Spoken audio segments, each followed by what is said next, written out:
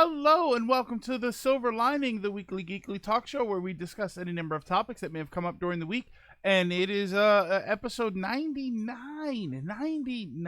99 times I have sat down in front of everybody and rambled for hours about video game comings and goings and happenings. This new Twitch layout is terrible. I think it's the one that I started using a couple weeks ago. It's not bad. I don't know. And this is another new layout. I don't know why they do layout changes. I never understood that. But I'm your host, Uncle Silver, aka Silver Greg, aka Greg, whatever you're comfortable calling me. And welcome to you, my co-host, the chat. Always a terrific time having everybody here. For the 99th time. It is so unbelievable. I can't believe next episode is going to be episode 100. I got a giveaway. I got a little giveaway that I want to do. I want to pick up some other stuff because I want to do some giveaway stuff. So we'll figure out what's going on, but most likely it'll be next week's episode. There is the possibility that I'll save it for the week after, and just so that I have time to sort of get everything ready. It's a little giveaway. It's nothing really significant, but if there's any content creators out there, it might actually benefit them very well. Just don't give away my heart. Oh, it's okay. It's okay, unqualified gamer. Bruce, I got you. We're okay.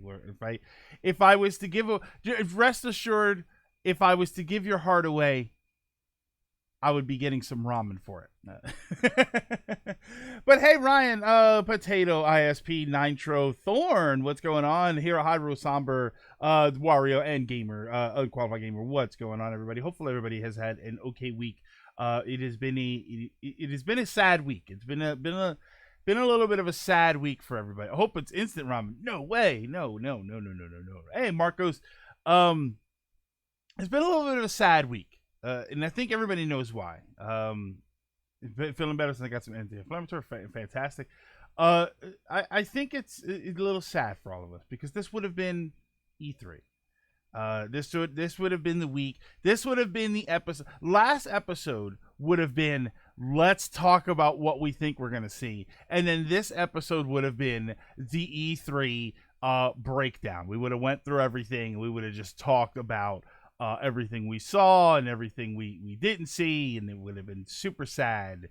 But well, it is super sad because we didn't get to see it. Oh, great, another Mario game. This event saved me from depression. Do you mean the stream? I hope it's the stream. Yeah. So it's a little bit of a heartbreaker today. I'm a little sad. It's a bit of a bummer, but that's okay. Because we still got some news. We still got and I think that's what's going to be the order of the month, is that we're going to get news peppered in throughout the month. We're going to get little things like this, which I like. I enjoy that. So, let's have some fun with it. And Nintendo Direct with F-Zero, Breath of the Wild 2, Metroid Prime 4 reveal, and 10 more Smash Bros. Characters was amazing. It was fantastic. Can you believe they got into Smash? Oh boy, never saw that one coming.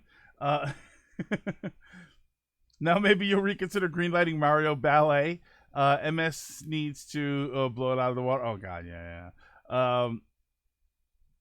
At least we got our Sony PS5 reveal. Yeah, it was like, yeah, that's why. Normally it's really sad. Because it was normally E3, but we are getting some news. I suspect we're going to get more news throughout the month, so I'm super happy about that. And I don't know, I miss it. I've talked before here about whether we need E3. Sean in the hunt with a tier 1 sub, 31 months. Thank you so much. This is my 31 month anniversary. Yeah, I've been streaming for 31. God, could you imagine? I want to talk about that next episode. Next episode is going to be the 100th episode. So I want to talk about just how it feels to have been streaming for so long, and maybe talk a little bit about when it started. I don't think I've ever talked about why I started streaming or anything. Like the stuff behind it. It was nice to get something exciting for the first time in months. Yeah, it's nice to we feel like we've gotten video game news, right? A lot of the video game news at first during the Corona stuff was, oh, this was canceled. This was delayed. Like whether it was video games, whether it was movies, whether it was anime, everything was like, oh, the news that's coming out is this is delayed and that is delayed. And now we're getting news. Now we're getting like, you know, the PS5. We're getting Paper Mario. Like we're getting nice updates to things. It's great. But thank you, Sean. I very much appreciate that. This would have been the year Kid Icarus Uprising 2 would have been shown as a one-time thing. I know there's that credible rumor that won't be a direct for months, but something tells me there'll be a direct soon. I suspect there'll be a direct relatively soon. EA just announced a new Star Wars game. Oh yeah, I saw that. It was like Rogue something. It's basically like Rogue Squadron multiplayer, which is kind of awesome. It really is kind of awesome. So I'm pretty excited about that. I want to see it anyway. I like Rogue Squadron. I was a big fan of Rogue Squadron. I'll be interested to see if it is a like battle royale or if it's just like 5v5 or 6v6 or something like that. I didn't see that Star Wars thing. I didn't see. No, okay. So the Star Wars thing is not. It's not an announcement. It's an announcement for an announcement. It was the announcement showing the screen. Hold on, let me see if I have it here. I actually did something correct. So let me see if I can find it here. What do we got? Come on, where's the Star Wars thing? Come on, scroll. Here we go. Okay, so here I'm gonna do this. There, and then let's see if I have this button. Let's see if I set this up properly. Yeah, there we go. That's my Twitter page. All right, there we go. So it says pilots wanted tune in for the reveal trailer of Star Wars Squadrons this Monday, June 15th at 8 a.m. Pacific time. So what is that? 11 Eastern. So that's it looks like a multiplayer flying game, which is kind of cool. It's a little niche. I noticed flying games are a little niche, but it still it looks kind of cool. You know, if it's Rogue Squadron, it's great. So let's close that. I got that working properly. Anything with EA's name attached to it comes with a barf bag. no, Marcos, you have to pay for the barf bag. The barf bag is DLC. That's paid DLC. Or no, you get a plain barf bag, but then you have to pay for barf bag skins. It's like a roll of duct tape that you put around the bag.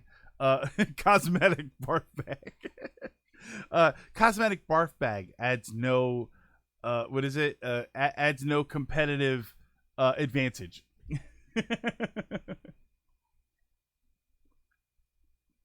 Guilty Gear character reveal in 20 minutes. I didn't know they did character reveals. I'm not up on Guilty Gear, so I don't know how active they are. Air combat. Yeah, they're very niche. So I'm interested to see how well this goes off, but it's just cool that it's happening. You know, it's one of those things where if you don't want to play it, don't play it. If you do want to play it, then there it is. So I like that. And yeah. So today was a good day. Today I went to, if I am allowed to ramble about my day for a little bit. I woke up, played my Animal Crossing, did my chores and everything. CJ's in my town, so I got to do some more fishing. Not that I need it anymore. Like, okay.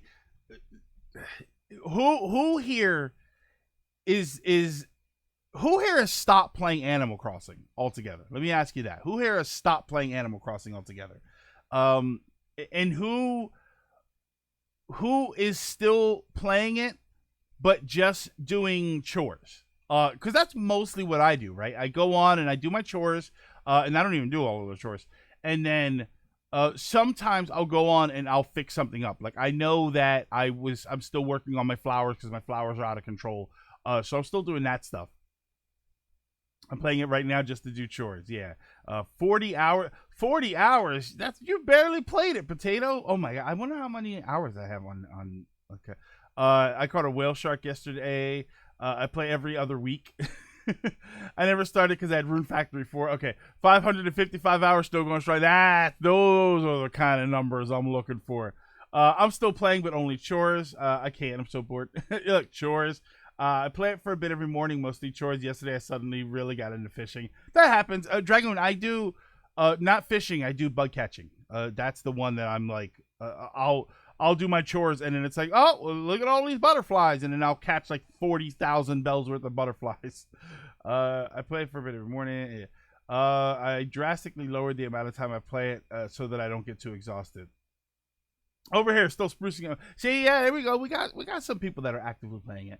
But so I've been doing that, and then I played a little bit of Call of Duty. Not much though. And then I went for a walk. So I there's this attraction, I guess, a landmark that I sometimes walk to, but it's just sort of weird. I have to walk through a neighborhood, and it's kind of annoying. Like I hate walking through the neighborhood, so I went this other way, and there's like a dog park, and it's right next to the same creek that I normally walk at, but in a different part. It's like further up, and so I went there, and I walked down, and somebody stopped, and I was like, this the way to go to the trail. They're like, yeah. So I go down, I go to the trail, and I get there, and there's two ways to go. So I go the one way, and I know that the one way is a dead end. So I want to go up, walk around, and come back just to see it. So I go the other way, and I've discovered the way that I'm going to walk from now on. It was amazing. Like I walked back, there was some like abandoned factory or something. I don't know what the hell was back there. And then as I'm walking, I see like a little tiny waterfall, like a foot high, right? So I'm like, oh, look, a little waterfall. It's making the waterfall noise. It's adorable, whatever. And then well,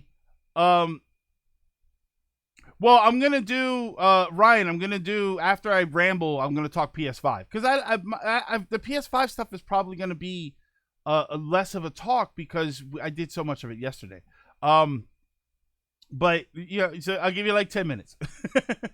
But so I go past the little waterfall, and then I get to this giant waterfall. Right, it's like an 8-foot drop. There's this.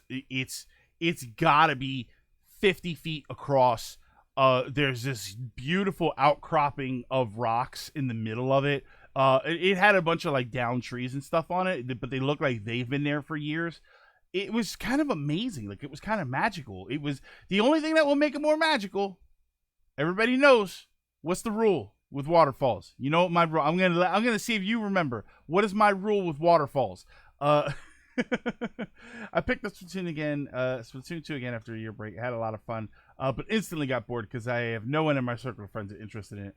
Waterfalls are always a wonderful discovery. Playing ACA about the same as I started. I usually do my dailies, maybe something small in terms of decorating. Try to get new bugs. Oh yeah, and then I of course try to get the new bugs and fish stuff. Secret behind it, absolutely. My rule with waterfalls is from RPGs. If you have a big waterfall and you don't put a secret passageway or a treasure chest behind it, you are wasting everybody's time. You try splitting it in half for training. Well, the rocks that were there already kind of split it in half. I have the picture was on Twitter, so if you follow me on Twitter, you'll be able to see it there. Why is this here? Okay. So you'll be able to see it there. It was kind of beautiful, right? And so then I stopped for a little bit, and then I took some pictures, and then I went and I walked the rest of the way. Went down to the place that I go to, which is like some sort of old Swedish cabin. Which is like literally from the 16 or 1700s. And then I came back, and I don't know, it was just really nice. It was nice. It was like, it ended up being like a 3-mile walk. But I think I'm gonna do that from now on because that was actually really, really beautiful. I was really excited about that. Then I came home, and then I got frustrated playing some Call of Duty, and then I had some really good games playing Call of Duty, and then I almost bought there was a weapon pack for Call of Duty that I'm probably still going to buy, but I don't know. So far I had a pretty good day, and then I prepared and I started doing research. I wanted to do some research for the stream. I watched the Paper Mario stuff again. I didn't watch the Sony presentation again. I forgot to get a list of the games. Let me see if I have one. Let me see if I have a list of PS5 games revealed. Okay. All right, so is this the list of games? Okay, so this is going to be the list of games here. When we talk about it, we'll just go over that. We'll go over that list here. Really, in the PC Engine, I kind of wish I bought one. PC Engine is a fantastic system. I have a Core Graphics, which was the my understanding was that the Core Graphics was the European system, and then the PC Engine was the Japanese version, and then TurboGrafx was the US version. And then the Core Graphics looked like the PC Engine. It was the same size, only it was this sort of blackish gray or grayish black, I guess. So that's what I have, but it's the same thing. It does the same thing. It fits into the same adapters and all of that. So I love it. The PC Engine TurboGrafx is a fantastic system that unfortunately I didn't get to own when I was a kid, but I had a friend of mine from school that he had a TurboGrafx, so we would go to his house and we would play Bonk after school, and we were giant nerds. We were the outcast kids, so we would go and we would play Bonk and everything. Legendary Axe, I remember playing Legendary Axe at his house.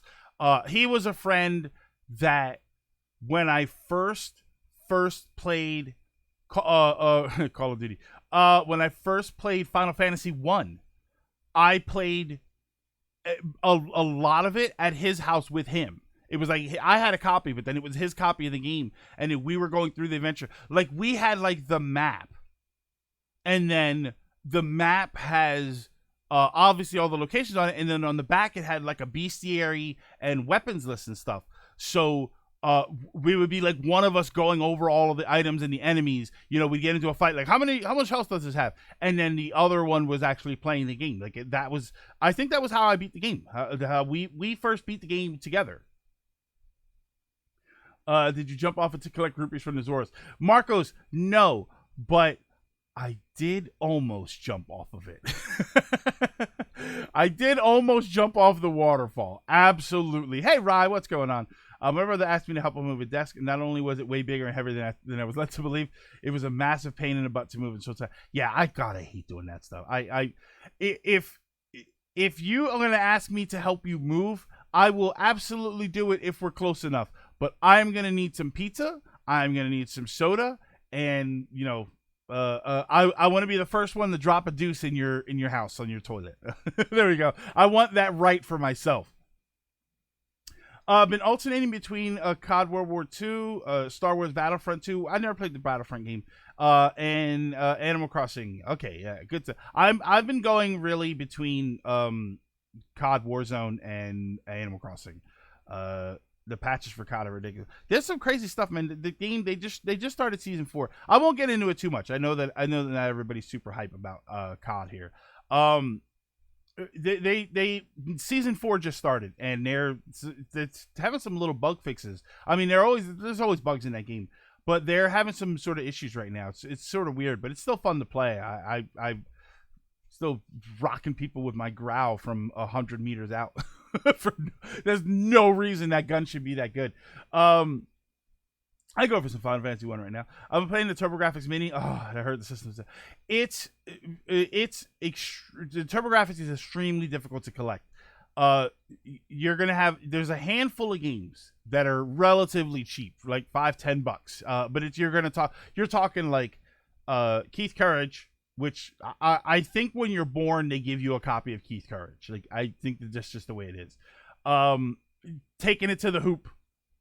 You know what I mean? Like real basic vigilante. China Warrior. I think China Warrior was one of the easier ones to find.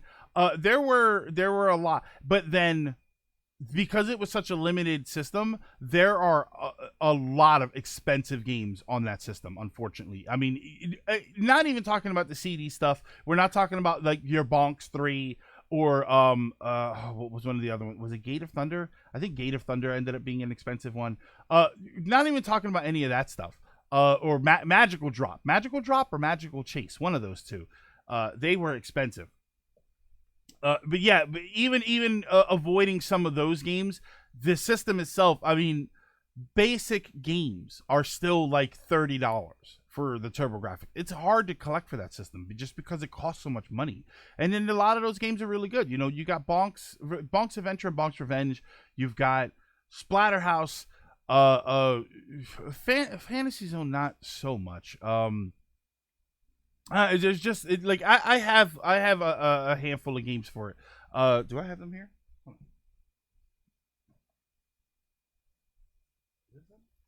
Oh yeah, here are my TurboGrafx games. Um, Stuff like Aeroblasters, Airzonk. Uh, like look up Airzonk. Airzonk was like he was basically like a futuristic bonk that would fly. He was like half robot or something. You know, your Ninja Spirits is like the cheap one. You'll find a good Ninja Spirit. Ninja Spirits is great too. Ninja Spirits. There are people that argue that Ninja Spirits is better than Ninja Gaiden. Never originally came out in Europe. Core Graphics is a completely made up thing. Well, no, Core Graphics is not made up. Then that was Japan's probably re-release of the system. Never originally came out. Yeah, there was a version, Mr. L. There was a version. Hold on, I'm gonna see if I can find it because we've had this discussion before. Here we go. There was a version of the TurboGrafx that came out in Europe. TurboGrafx Europe.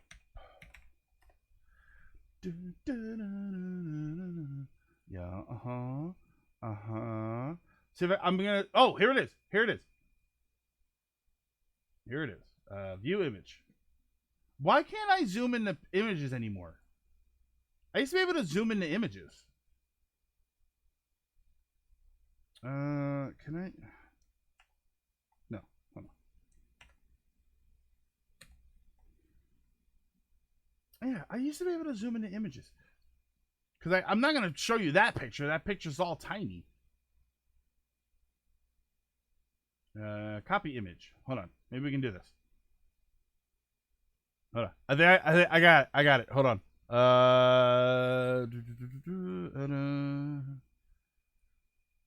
Hold on. Paste. Let's do this.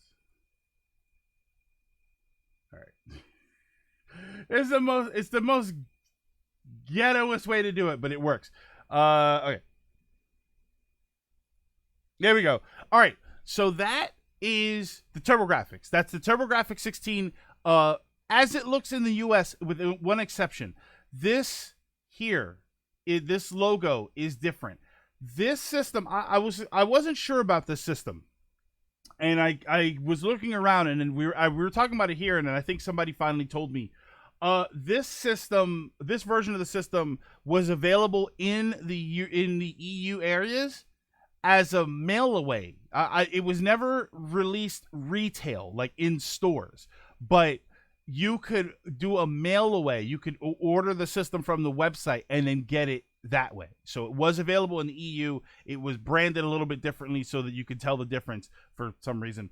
But yeah, so the system technically never went available for full retail in the EU, but it was available in some form or fashion. And that was the form or fashion. Yeah, it was it's a great system. I love it. I think that it's fantastic. It got overlooked, you know, it got beaten into the ground by Nintendo, even though Nintendo was the weaker system, but it just, you know, there's just so much you can do before, you know, nobody cares anymore. What? No. Close that. Okay, there we go. Sorry. Never played 8. It's disappointing. We bashing 8. We bashing Final Fantasy 8. I like Final Fantasy 8. Take it easy there. Sorry, I'm starting to sweat. So, that's on the menu. Yeah, Parasol Stars.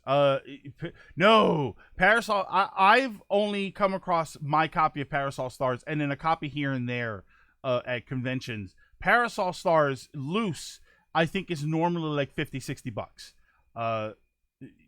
It's just difficult. It's extremely difficult to collect. Like I'll be honest with you, gamer. I don't like calling you Bruce because nobody knows you else as Bruce. Write down the games that are on the system, and then go to eBay and act like you're gonna try and buy those games. Like search each one of those games and put the number together, I can almost guarantee you, because what is there 50 games on the system.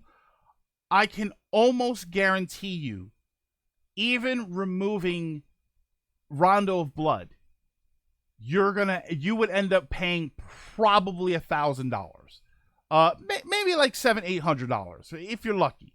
But you would probably, if you bought each game individually. Well, okay, hold on. Loose, you'll probably pay like $700-800. No question whatsoever, if not more. I feel like I'm undercutting it, but because I know some of those games are dirt cheap. Like nobody cares about China Warrior. I think it was China Warrior. Was it China Warrior here, and then over in Japan it was called something else. I don't think it was ER Kung Fu. I don't think that was it. Oh man, I don't know. Yeah, the PAL TurboGrafx. I would love a PAL TurboGrafx for no other reason than to have it sit on my shelf. Like when we had the Japanese Famicom design with the Super Nintendo branding. Oh yeah, that's right, Mr. L. The EU had the Super Famicom shape, but it was called Super Nintendo. That's so weird. Oh, I'm sorry. SNES, as they call it over there. Every single EU streamer content creator that I have seen that talks about the Super Nintendo or the SNES, we call it SNES over here, every one of them calls it the SNES, all the time. Yeah, that was my only problem, Mendez, was that we didn't get the colorful buttons for the Super Nintendo. I was kind of bummed out about that. I don't know why it hurt my feelings, but it hurt my feelings. Okay.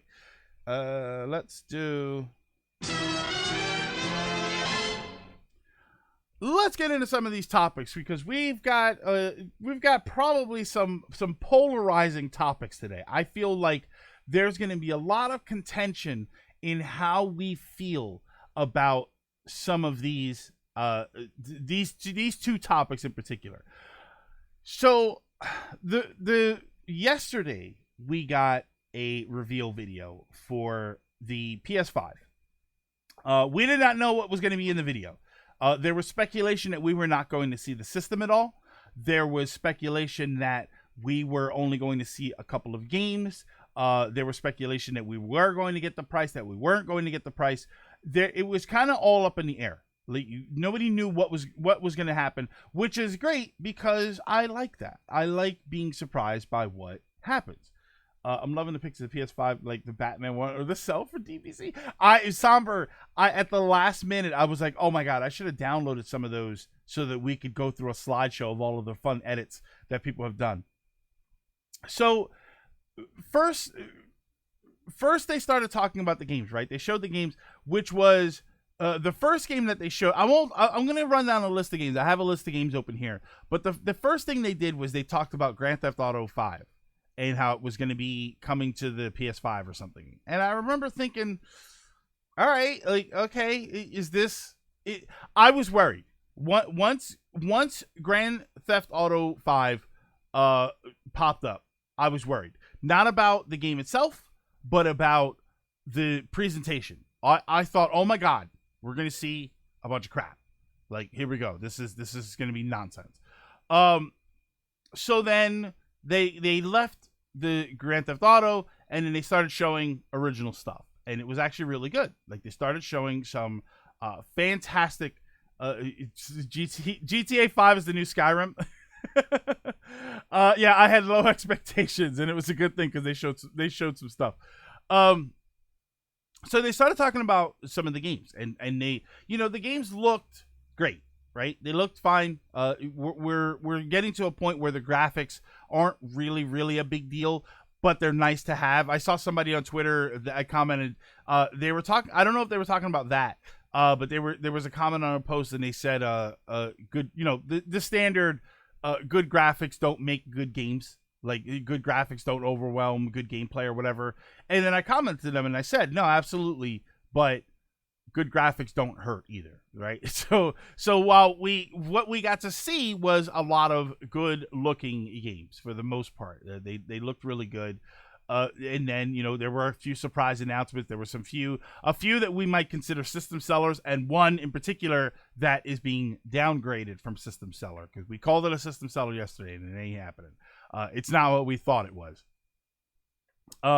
So they showed more games. We got a little more hype. There was a little bit of hype in there. I'll be honest. I got a little hype about certain things, which I'm not ashamed of. They're really going to sell GTA 5. Yeah, you don't need Mr. L. Listen, I'm not one to talk, because whenever Castlevania Symphony of the Night comes out on something, I buy it. The only way I don't have Symphony of the Night is on Xbox Live. I'm pretty sure I have a version of that game everywhere that it's come out. So I'm not really one to talk, but apparently people love it. People love Grand Theft Auto, like Grand Theft Auto 5. They love it to the point where they do, people were genuinely excited to find out that it was coming to the PS5. The same game that they've been playing for, oh God, when did GTA 5 even come out? Think about how long people have been playing it. I mean, and of course, then you get the people who are new to the game, so it's fresh for them. 2013. We're talking about a 8-year-old game by the time it most likely comes out. Close to 8-year-old game, and people were crazy excited about it. I'm like that when it comes to Mega Man. I think we all have that.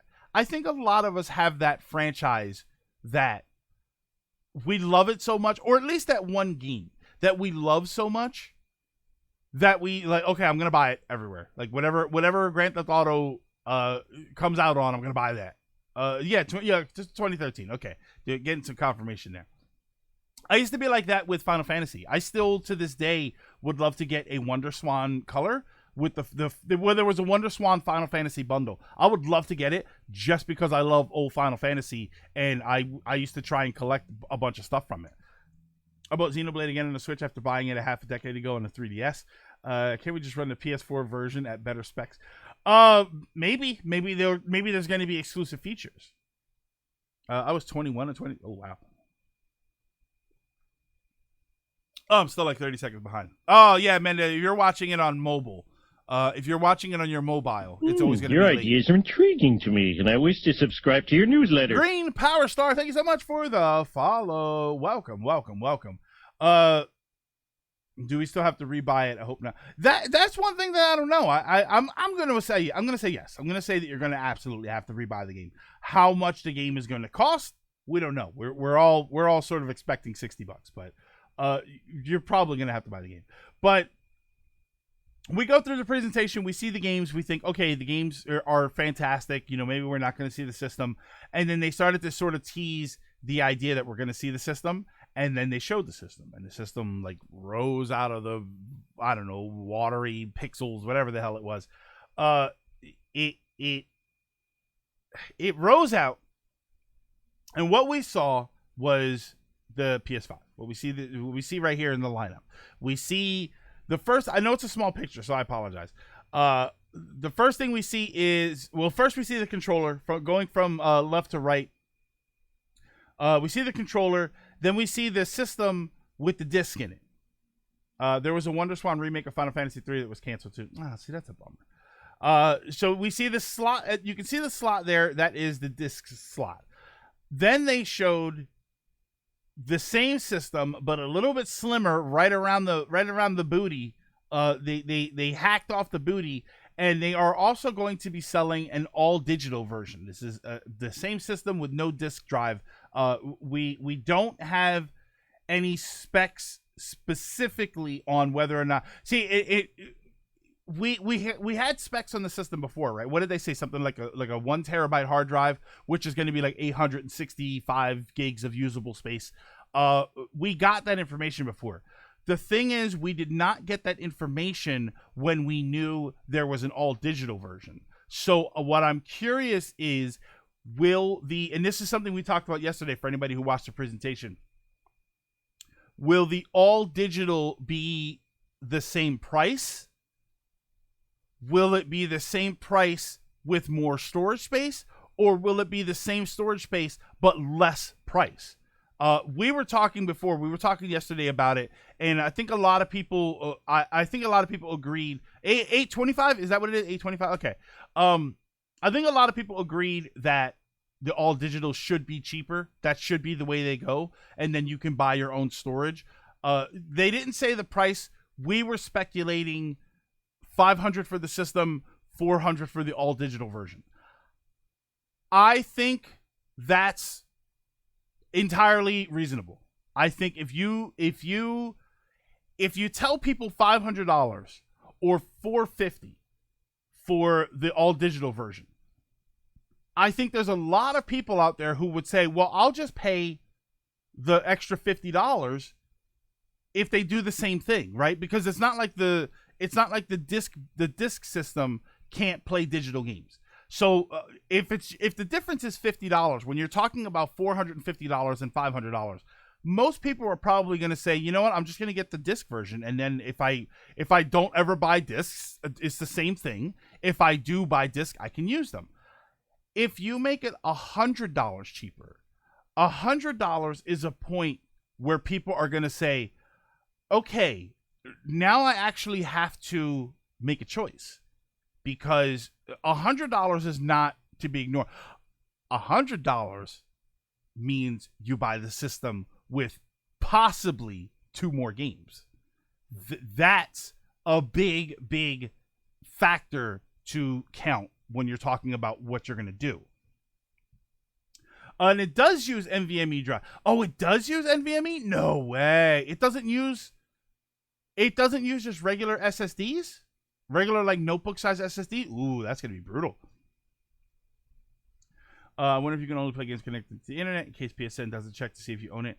So if you don't got internet system is used to, well, we don't know that Mendez, that's a speculation. That's a very, very negative speculation, which I don't think anybody has done before. I don't think anybody has speculated on that sort of thing before, and no company has done something like that before, other than, you know, copy protections and things like that, which, let's be honest here, this is something that always annoys people, like with copy protection. Oh, well, they, you know, I don't have this version.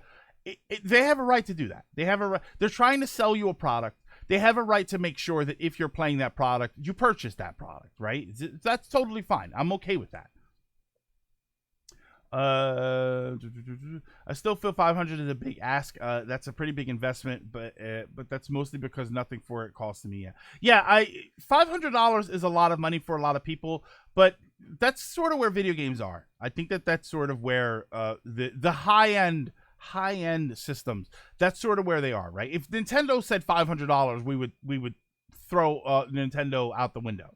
But when Sony and Microsoft say $500, well, when Sony says $500, a lot of people think, all right, that might actually be, you know, that's reasonable considering the technology that's in the system, the support that you're going to get for the system, and if you're talking like the PS4.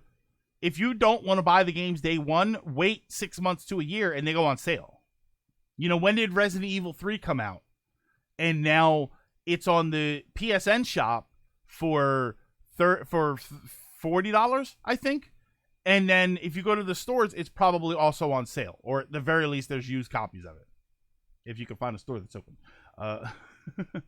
But how much cheaper can you make it without upsetting the retailers?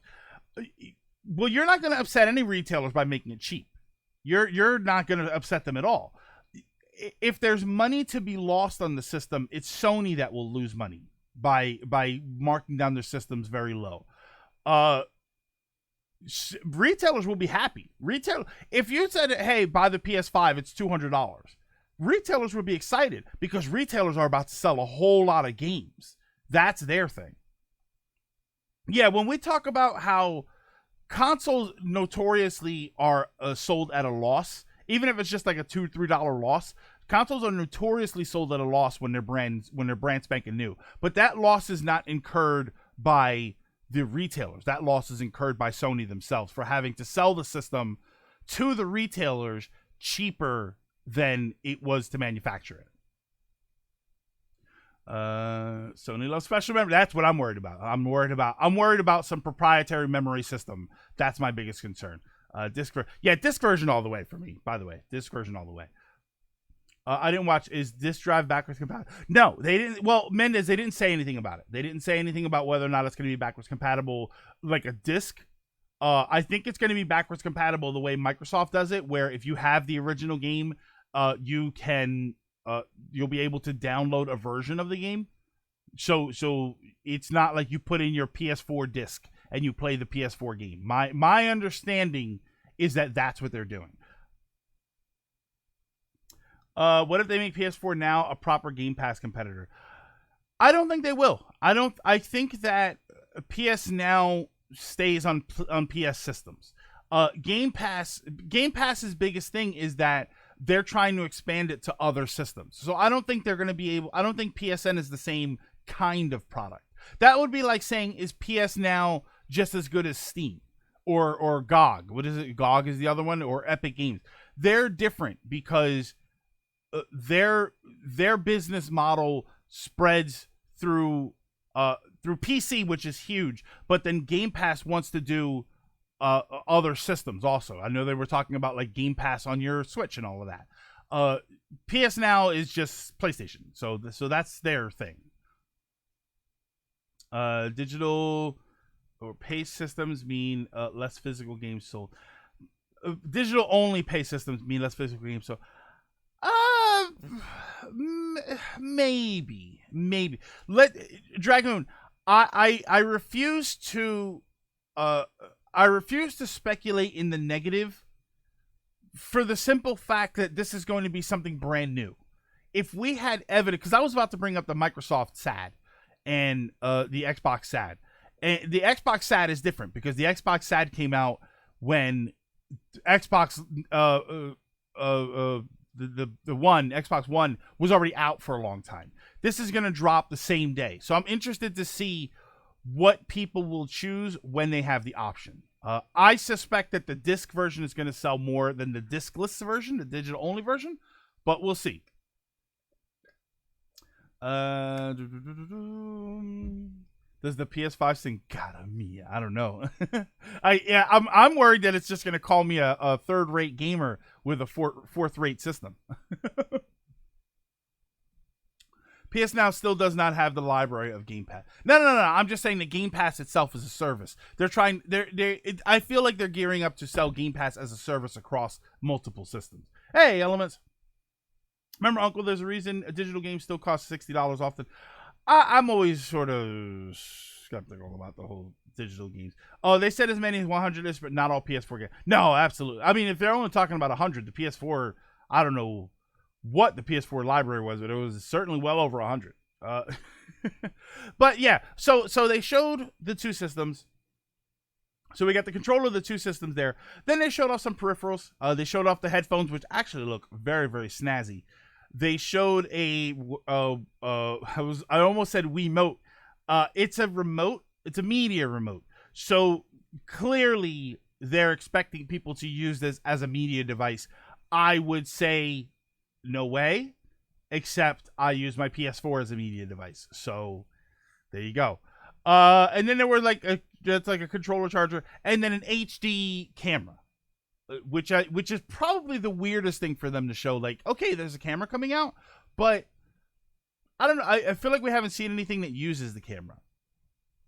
Not all PS4 games would be compatible at launch, which isn't really. Yeah, it's not a big deal. Well, Dragoon, it's not a big deal, but a lot of people do like backwards compatibility because when you buy a brand new system, especially if you're talking about a potentially $500 price point plus tax, when you buy that, it's not.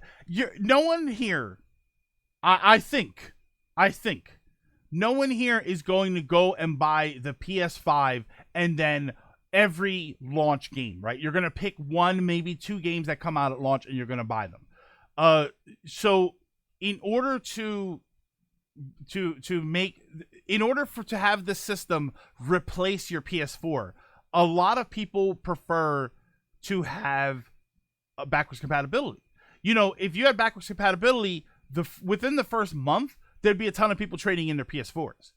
So now they can't do that. So now without backwards compatibility, you have to buy this system, find space for it, and have both systems active because you're probably not going to play that one game from now on and never play PS4 again. That always happens with new consoles. That's one of the reasons backwards compatibility is such a great thing, because you're able to replace, like when you first got a Wii, a lot of people moved their GameCube out of their system and put the Wii there, because not only does the Wii play Wii games, but it played all of your GameCube games. So there was no need to have them both set up. A lot of people like that stuff. Especially people like, listen, I got a new TV and it's only got 2 HDMI ports on it. I'm fighting for real estate. System's got to fight for real estate now. I don't know PS4, but if the games I wanted for PS4 work, I'll skip PS4. Yeah, absolutely. Now for only, and that's another thing. You could go in if the system was backwards compatible. Hey, Hero, if the system was backwards compatible, you could go in, buy your system, buy one of the new games, and then say, hey, I've got some cash, let me get some cheap PS4 games so I have something else to play. What about the PS5? Well, right now I'm just talking about the system, the peripherals and stuff. If I could replace my consoles, that would be great, because I have no space and my TV has barely any HDMI port. Exactly, I'm the same way. When you're a collector, you've got stuff set up all over the place, but not all of it is set up to play, right? Like I have shelves of classic systems, but it's a slog to get them and get the equipment and the attachments and everything, and set everything up and then play that game, play that system for a little while and then take it all down. Like, it's a pain in the ass. So ultimately, you've probably got room for 2 or 3 systems that become your permanent system, and the other ones get pushed to the side. They go on the shelf. They go for display. They get played every once in a while. You kind of can't do that. You can't do that when you've got a system that's not backwards compatible, because, for instance, I have my PS4, my Switch, and my PS3 down here right now. The PS3 just sits there, because I can't do anything with it. I can't hook it up properly, because even before when I had the other TV had 4 HDMI ports, and I still, one of them was for years ago, one of them was the cable box. One of them was the DVD player. I had a dedicated DVD player. You're fighting for real estate here. 9th generation game systems are a toaster. I don't think this Switch is a toaster. It's a tablet. I think it looks like a tab. I think it's just a tablet. I would say tablet. A mini fridge. I'll agree with the mini fridge. And a fancy. Oh my god, yeah, it does. It does kind of look like one of those Dyson fancy fans that cost way more than it should. Switch when docked is a yeah. I don't think it looks like a toaster. Yes, it doesn't pop out, but it kind of looks like a toaster. All right, yeah, I guess so. No, you know what it looks like to me? A napkin holder. You ever see? It's like the napkin holder where it's like the thing like this, and then you put the napkins in it. Instead it holds a Switch. Dude, oh my god. If anybody has a broken dock, let me know, because I want it. I want a napkin holder. I have an HDMI splitter, but it has a tendency to make menu screens flash specifically for gray. This is off topic, but your HDMI splitter, is it powered? Is it something that plugs in, or is it just a standard sort of mechanical thing, like a box that doesn't power? It's a rectangular hot dog. Cannot unsee the napkin holder. It's a napkin holder. Yeah. If your HDMI splitter, hopefully it's powered. Like, you have to plug it in. That's the best way to do it. Yeah, it's powered. Okay, yeah, you need to plug it to a power strip. Okay. At least they all look like house. Yeah, exactly. They all kind of look. Now, okay, they look like house appliances, but this one the PS5 looks like a piece of art. I love it. I think it's great. Even though I should have downloaded it. There is a picture of the PS5 size comparison. Size compared to Xbox, and it looks big, right? Later, unqualified gamer Bruce, have a good one. Let's see if we can find it here. Images. Where's the picture of it? Oh, is this it? All right. So this is view image? Okay, so what if I do this? Okay, there we go. So, I think Proton put it right. Put it right though about the PS5 with the disc slot. It clearly was an afterthought design wise. Yeah. If you look, again, I really wish I could zoom in on this. Wait, copy image. I'm gonna do this thing again because this worked last time. Hold on. I don't. Okay, so we'll do that. Sorry for the mediocreness of it all. Yes, the disk drive was clearly this right here is the original design. And then I would not be surprised if they were going to put the slot right here. I would not at all be surprised if the original plan, and this is all speculation, was to put the slot right here. And then they realized it wasn't going to work. They couldn't move the hardware around. They couldn't fit it all in there. So then they bulged it. They gave it a booty, and then they put a disc slot in it. Now, the reason I have this picture up, I don't think it looks like. I think it looks awesome. I think it looks awesome with the booty. I like it with the booty. I like the symmetry of this, and I kind of like the asymmetry of this. I like the way it looks. But okay, so this thing here is a size comparison. They did this based on the length of the disc slot. The disc slot, for some reason, this picture doesn't have one. This is all to scale right here. This is so if you've got an Xbox Live or Xbox One or the PS4 Pro, this is the Pro here. You can do the size comparison yourself. So this is how big the system's going to be. So we were already talking about real estate for HDMI cords. Here we go for the system actually standing up somewhere. And let's see, close that. Okay. So I need to set up a button for that. Can we please not rule 34 of this? Mendez, listen. I saw this system and I saw those curves, and I thought it looked like a thigh gap. So no, it's too late. Hey, Ryan. Yeah, it's too late. But yeah, so the system itself is going to be probably a little bit bigger than we're expecting, but I think it looks cool. I think it looks fine. You know, all memes aside, you know, every system sort of has this sort of meminess to it. You know, the Xbox Series X. I don't think the Xbox Series X is all that bad. I just think it does look kind of like a little mini fridge. You know, the other systems, they're just so plain. I think that's my problem with systems now. They're all, you look back at retro systems. Look at old retro consoles. They're amazing. They're all kinds of crazy shapes and sizes. Some of them are probably a little bit bigger than they need to be.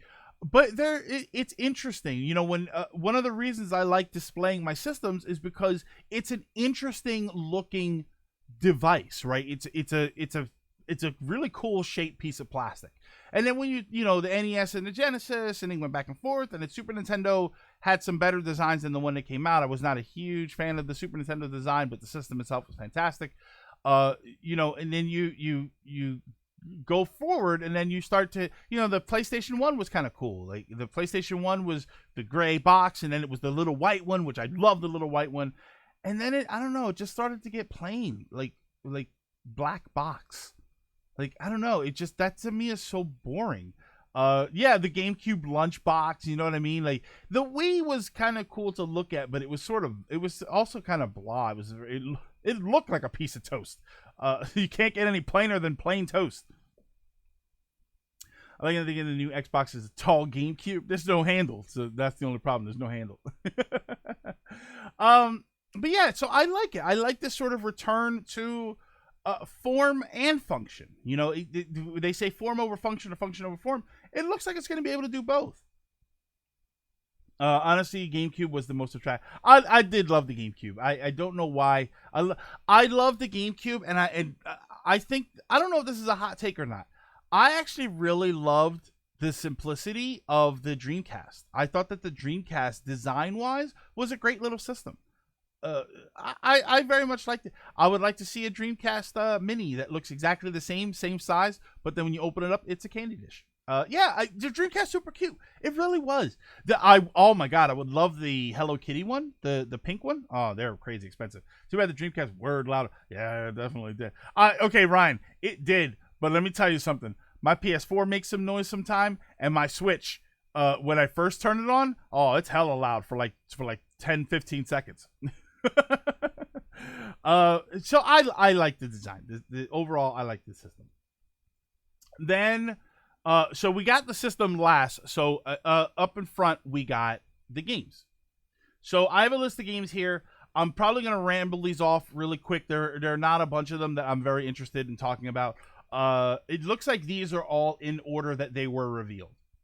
So first we had, wait, let me see something here. Dreamcast looks smooth, but as stated above, it's crazy loud. I want one of those Hello Kitty Dreamcasts. Yeah, they're stupid expensive. If they make a PS optional, color optional, and one of them is yellow, I will be all over it. Yeah, I think so. I think a yellow one. I actually saw somebody colored the white part of the PS5. They colored it black. And they wanted to say, and it actually still looks amazing. Like, I don't like it just because it's plain black, but it still looks really cool. So that, to me, the plain black system shows off the form, because now you're not just looking at, oh, well, it's white and black. Like, it's a mixed color sort of thing. Now you're looking at one whole system, and it looks great. Hey, Chip, who gifted me a sub here? It's probably from yesterday. We had a handful of subs yesterday. It looks like Somber handed out 10 of them. Oh, you can check the bell to see who hooked you up with something. Okay, so first they started with Grand Theft Auto 5. Okay, that's fine.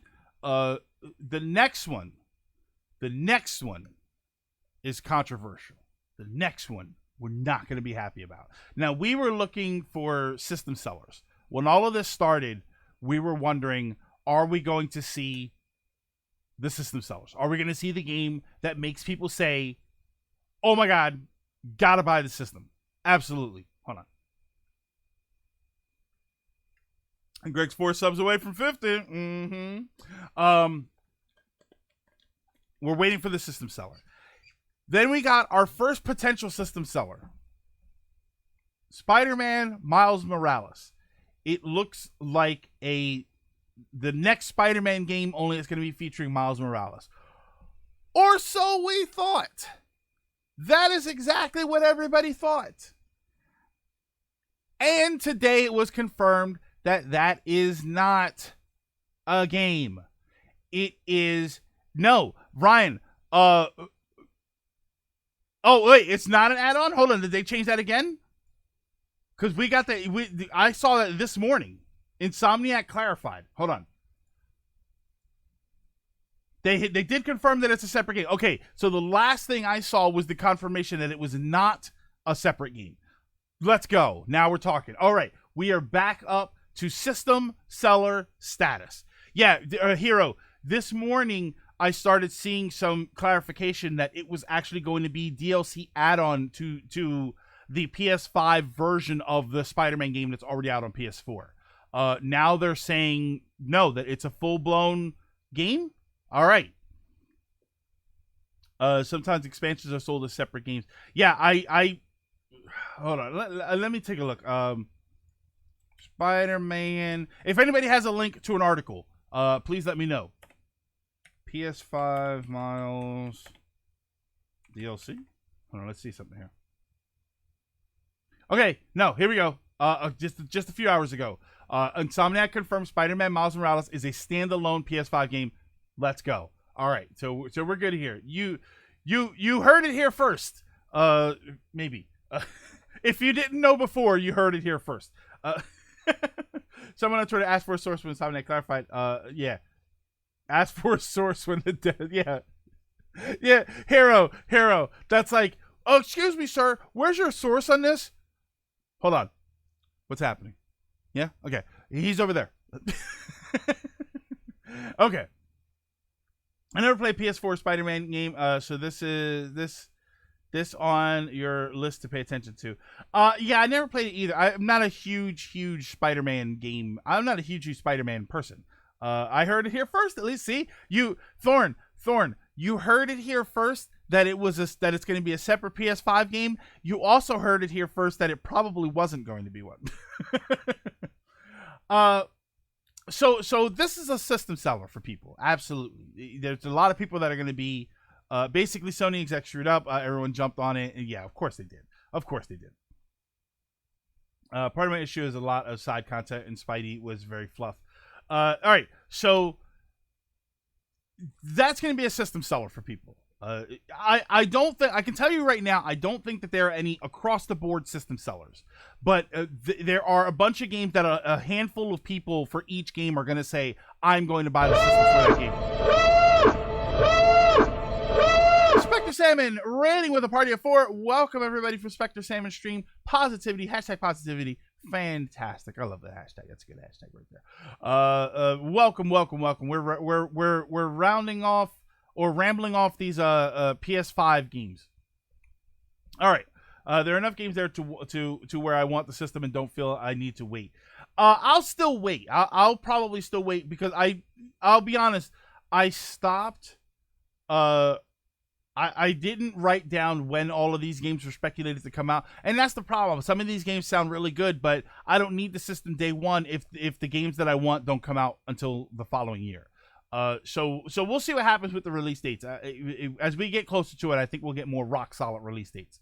But the first system seller for me to pop up was Gran Turismo 7. So Gran Turismo 7 was the next game that they announced, which is a huge game for them to announce very early in the presentation. But it was a beautiful game. I actually watched the trailer again today. The game looks remarkable. It also looked a lot like Gran Turismo 4, where it had the sort of home and garage, and you had the little sort of maps you could move around in. That was a great system. So I'm actually kind of excited to see Gran Turismo 7. I played Gran Turismo 3 more than 4, but I did play a ton of 4. I prefer Forza Horizon, so I'll pass. It looks gorgeous, though. Absolutely. Yeah, Forza did a good job of filling in that space that Gran Turismo left open, because my understanding was that Gran Turismo 5 and 6 weren't as simulation heavy as the previous ones were, which is not what the franchise is for at all. So, the franchise's biggest feature is that it is a driving simulation. I think it says it on the box. So it's interesting to see it go back to that. Because, yeah, for 5 and 6, I did not. I think that's why I didn't play them, because I did not hear great things about those games. Then you got another big one. This was a big one that surprised everybody. Ratchet and Clank Rift Apart. That actually looks like a really decent game. It looks like a really decent Ratchet and Clank game. People went crazy for the one character. It was like a female Ratchet. There's artwork now of all kinds. There's tons of stuff about this character. I forget what the character's name is. I think they yeah, Ratchet. Yeah, Nick, I hate that word. I hate Ratchet because it sounds like Ratchet. I love the banter during gameplay and the warping mechanic. Yeah, there was some. I won't get into the specifics of the games too much. They mechanically, the game did look really good. The warping mechanism was very, very interesting. Lombox. Oh, okay, that's the species. My question is, what is the innuendo? Yeah, somebody help me out with that, because Ratchet and Clank games always have some sort of innuendo into their name. I don't Your get ideas the are innuendo intriguing here. to me, and I wish to subscribe to your newsletter. Gymnos Light, thank you so much for the follow. Welcome. She doesn't have a name yet. Okay. Well, Thorn, I saw people trending with a name, and I wasn't sure what it was. That's what it was. It was Lombox. Yeah. The new Ratchet and Clank looks interesting. Yeah, so I'm interested to see how the game. It's a franchise that I've had multiple people tell me to try out, and I should try it out. I think I have something for. What do I have?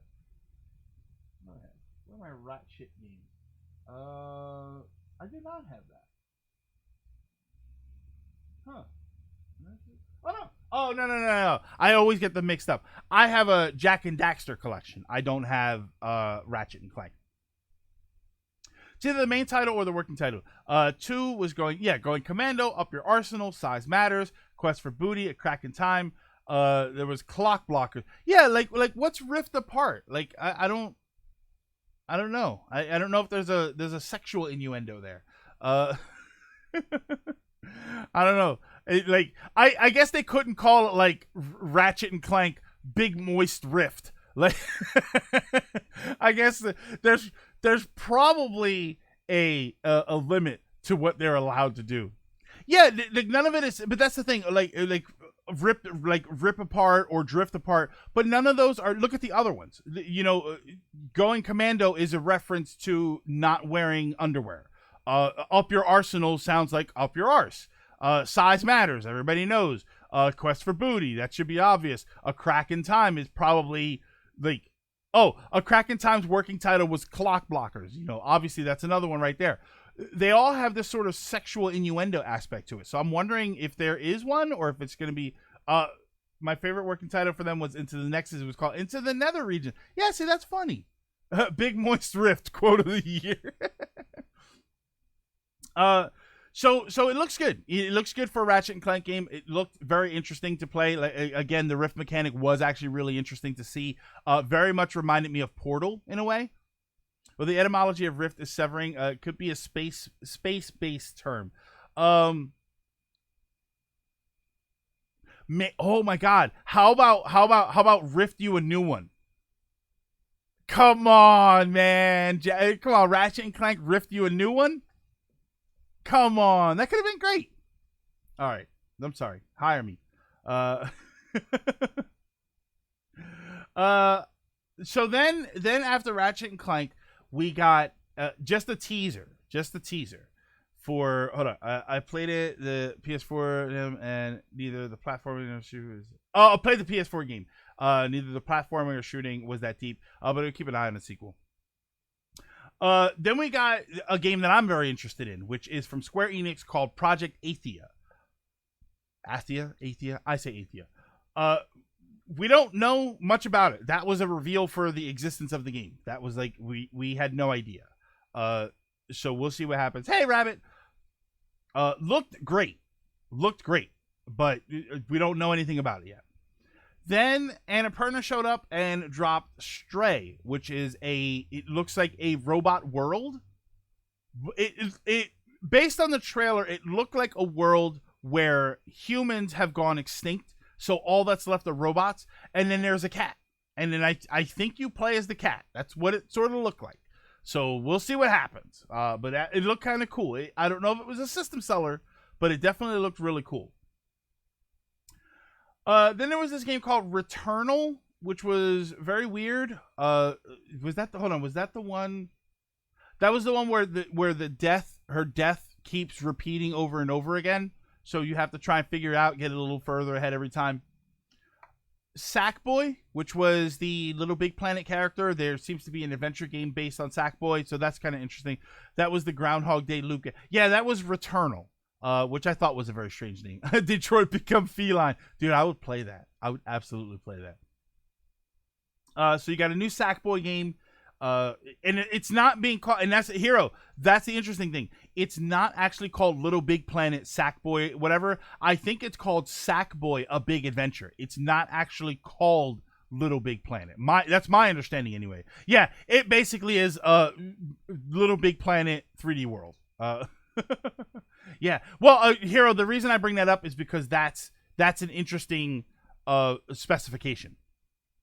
Because Little Big Planet, when you play a Little Big Planet game, a lot of people, there's the creation aspect and all of that. I don't know how much of a story there is in Little Big Planet other than make levels and play them. It's sort of like Mario Maker. The fact that they dropped the Little Big Planet moniker from the title of the game tells me that it's going to be something different. It's going to feel different. I would not at all be surprised if the creation aspect was removed from the game. A lot of people will say, well, it's not Little Big Planet if you don't have the creation. but it's not Little Big Planet. You see what I mean? That's why I say the name actually really matters. So I'm interested that it's interesting that they dropped the name from it. Then you got Destruction All-Stars, which I thought looked like a lot of fun. It reminded me of the old PlayStation 1 days of Destruction Derby. I thought it looked really cool. And the fact that it's called All-Stars probably means you're going to start getting characters from other franchises into that game. I think it looks kind of fun. Don't you mean Ford Night? I like that. I like Ford Night. Hold on. Yeah. Dreams is taking over the creation aspect now. At that point, Dragoon, it's semantics, but semantics is actually very important. You know, how many movies have we seen? How many games have we played in franchises that were good, but they were not good representations of those franchises? It's all about the name. You know, a lot of people, Die Hard, Live Free or Die Hard, the fourth one. A lot of people like that movie, but a lot of people also said that it didn't feel like the other Die Hard movies, which isn't to say that the movie's bad. It's just different. And that's a situation where if you called it something else, people probably would. Metro Federation Force. If you would have called it something else, people probably would have accepted it a little bit better. Sonic Boom. I appreciate your suggestions, your expressions, and pathology. Well, thank you, Gymnos. I do my best. I do my best to present new ways to look at things and be interesting while I do it. Yeah. So there's a lot to the name. The name is Star Fox Zero. So I think Star Fox Zero would have been a much more accepted game if it wasn't a Star Fox game. Let's look at it. Hold on. And then we're going to do it the other way around. Poor Starlink. Starlink got Star Fox added, and that's all people cared about. No. All right, but that's okay. So we're past that. Oh gosh, Starlink. Kenna Bridge of Spirits. Kenna Bridge of Spirits. It looked, if it controlled better, look. Like oh my god, I poked the fox. So Kenna Bridge of Spirits looked kind of basic. Like gameplay wise, it looked kind of basic, but it looked interesting. Like the elements that they showed during the trailer makes me want to see the game. But I feel like playing it is not going to feel like some unique experience, right? Which they don't all have to be. Not all video games have to feel like a unique experience. But I do feel like when you're playing it, it's going to be like, okay, 3D platformer, 3D platforming adventure. You know, that's it. But the storyline looked really cool. The characters look really cool. That was the one that had the little soot sprites, where they look like soot sprites. So yeah. Kenna gave me Star Fox Adventures vibes. That's an interesting take, Thorn. I like that idea. I mean, I'll take it. Yeah, I'll take a nice action platformer in the Jack and Daxter style, in the Jack style. That looks. Yeah. And that's the thing. I'm not saying and all of these games looked visually good. My only concern is whether or not I personally am interested in playing them. You know, our biggest saying here is that I may not like something because it doesn't look like it's for me. There are very few things I think ever that have come out that I would say this is not good for anybody. So that was kind of all right. So then we got the weird one, right? We got this weird one called Goodbye Volcano High, which was the 2D. It looked almost like 2D animation. It felt very much like a visual novel. We didn't see anything that looked like gameplay, so it felt like a visual novel. So I would say Goodbye Volcano High and Grand Theft Auto 5 are the two games that probably did not belong in this presentation because none of them looked like next-gen games. So they were a little misplaced. Not to say the game looks bad. The game's probably going to be awesome, but I still want to see what it looks like because, yeah, what I saw looked like a visual novel. It did not look like a playthrough adventure game. Okay. So, all right, the new Square RPG is being made by Final Fantasy 15 team. Looks like a spiritual successor. Ooh, that's is that you're talking about Project Athia? Dinosaur My Little Pony? What? The animation was stiff. I needed to know how the game itself actually. Yeah, absolutely, absolutely. Arthur tweeted about GV. Goodbye Volcano High, calling it beautiful, personal, and very gay. Which again, Thorn. Those are all great themes. None of which tell me anything about the gameplay. Yeah, if Dragoon, I'll be blown away if you tell me that's the gameplay. If you tell me that I'm going to be controlling cartoon characters effectively, that's going to be okay. That's more interesting. Probably not blown away, but just more interesting. Then you got Oddworld Soulstorm. Yeah, it looked like an animated series. Then you got Oddworld Soulstorm, which was a nice comeback to the Oddworld series. It was very interesting to see that. Oddworld always had a fascinating world. Like literally the world within the game was always fascinating to look at. So I'm interested to see it. I can tell you that I only played some of the first two games, so I don't know. This would not be a game probably for me to purchase, but it does look good. Excuse me. Sorry, got my water. I'm doing well. I'm drinking more water. I'm watching what I eat. I'm down a couple of pounds from the beginning of this week. So we're doing all right. We're getting there. Then was Ghostwire Tokyo, which I remember hearing about this game before, and we never saw again. It looks really good. I think it looked kind of cool. It had a sort of horror theme to it. So I'm not that big on horror games, but it still looked kind of interesting. Thank you, Gymnos. So it still looked kind of interesting, but visually again looked great. This one, I'm looking at this one on the list, and I actually don't remember this game being on there. Jet the Far Shore. I don't remember that being in the event, right? Is that just me? Ghostwire lost me. Was super interested from last year, and then it's an FPS. Yeah, you're killing me with these FPSs, man. I can play them if I have to. Like Cyberpunk, I'm gonna play, but I would rather not. This game was what made Ikumi Nakamura everyone's favorite game dev because she's a bundle of happy. The Far Shore is that space exploration game that didn't explain much of anything. Which was the one with the guy that wasn't that game, right? Was it? Hold on, I'm blasting ahead here. I probably shouldn't. What was the game with the guy in like the astronaut suit?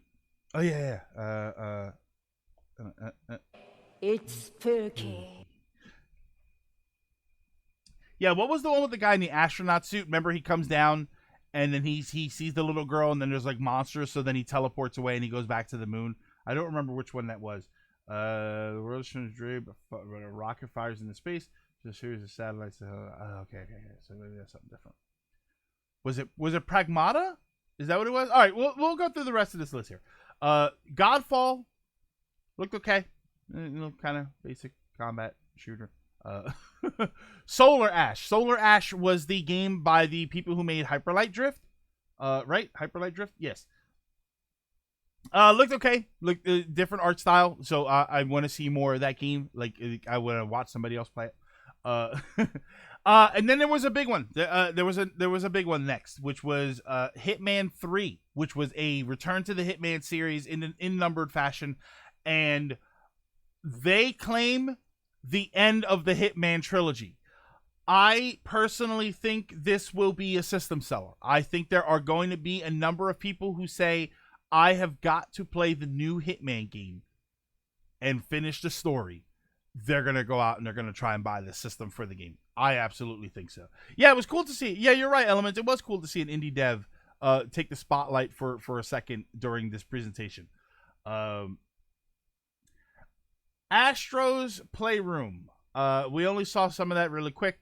I don't remember being impressed at all. Current trilogy. Little Devil Inside. Oh, Little Devil Inside was that weird game where he shrunk the person down and then the person's inside him fighting all of his monsters and stuff. That was Little Devil Inside. It was okay. It had a funny presentation. The game, I don't know. The game sort of looked kind of just okay. It looked like a $20 game to me. No. Talking about, wait, this is the Homewing Secret. What? Inside Out the game. It looks fun. Yeah, it looks fun. It doesn't look like a $60 game. That's always my concern when it comes to games like that. So that was Little Devil Inside. Then we got Sweat Simulator 2K21. The reason I say that, it looks like a $40 or something game. So the NBA 2K21, they showed a trailer for that, and for some reason, their idea of a good trailer was to show close-ups of this guy's unbelievably sweaty head.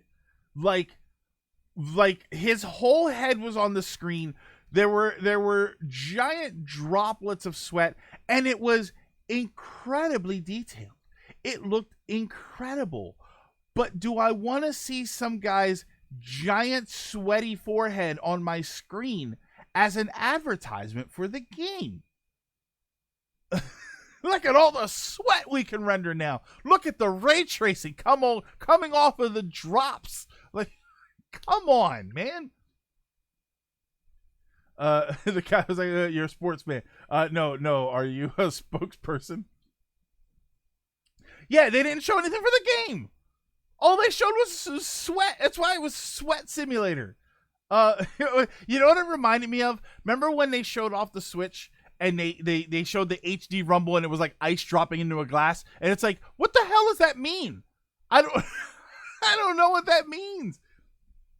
Look, see, I want to see how hard I can cry. Now, Ryan, if they would have showed me somebody crying, I would have had more of a dramatic impact. now with new sweat technology. Oh my god. So then they showed this very, very charming game called Bug Snacks, which I thought was a weird name.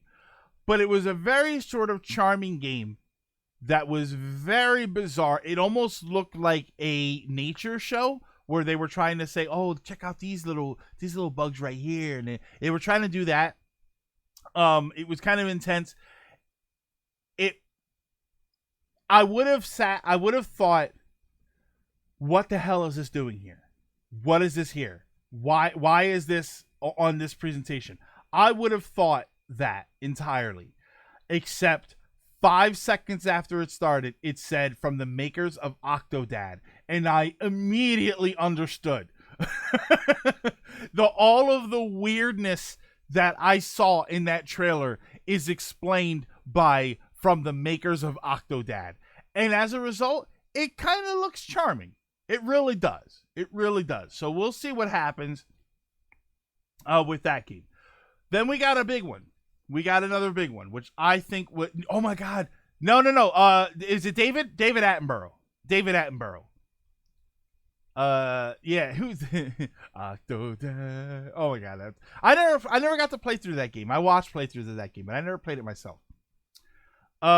Then we got a bigger one, which was Demon Souls. Demon Souls is being remade from the first one, and it looks phenomenal. Graphics wise, looks phenomenal. Gameplay wise, I'd have to see it because I played a little bit of Dark Souls and it was a little slow and clunky, which is what the game is designed to be. So don't at me. I know that that's what it's designed to be, but that's not typically my kind of game. I usually like something a little more fast paced. So the slow, clunky combat, which is the design that's on purpose, it just didn't work for me. I have heard good things about Demon Souls, so maybe that's something to try out. But it looked amazing, and I know that there's a lot of hype over the game, so I'm very happy. There are a lot of these games that I'm not hyped for, but I'm happy other people are hyped for them, and I feed off their hypeness. Yeah, lots of people were excited for Demon Souls. Demon Souls remake looks gorgeous. Happy for Dark Souls fans, but I'm not crazy. I'm not big on. I don't mind crazy hard. My problem is crazy hard and a little difficult to control, and that's sort of my issue with the Dark Souls game. I want to try it. I have Dark Souls 1 on PS3. I want to give it another try, but I think I need to really sit down and practice the combat, because yeah, I was having a lot of difficulty the first time I played. Then we got Deathloop. Deathloop was the game that kind of looked like a what do we call them? Grindhouse movies. They had this sort of grindhouse movie, like low budget 70s movie, slasher movie theme to it. It's very, very cool, but I do want to see more of the game. The presentation itself for the game was great, but I do want to see more of the game itself. Then we got one of the granddaddies of all games announced here.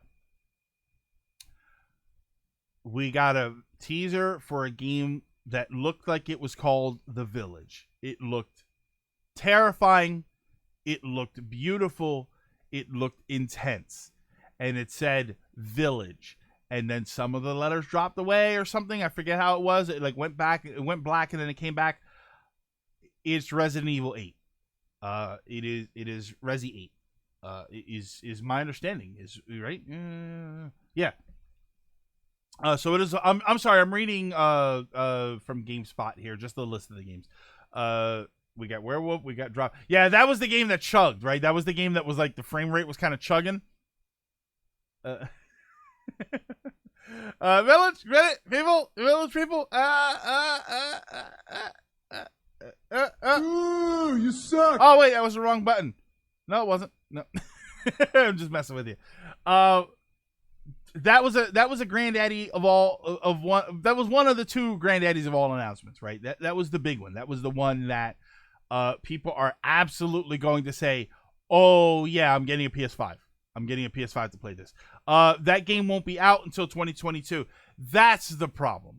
In our wing, that's exactly why I said that earlier. Like a lot of these have to be. We need to wait and see when these games actually come out. Wait, did they say 2021? I don't know. See, and Ryan, even then saying it in the truth, because a lot of them said either 2020 or 2021 or early 2021.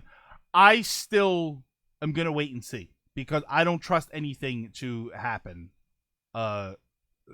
As they say, if you're telling me that a game is gonna come out in 7-8 months, that's a lot of time for you to say, "Oh, we have to push it back." So we'll see what happens. Then there was a game that I thought looked very interesting, which was Pragmata.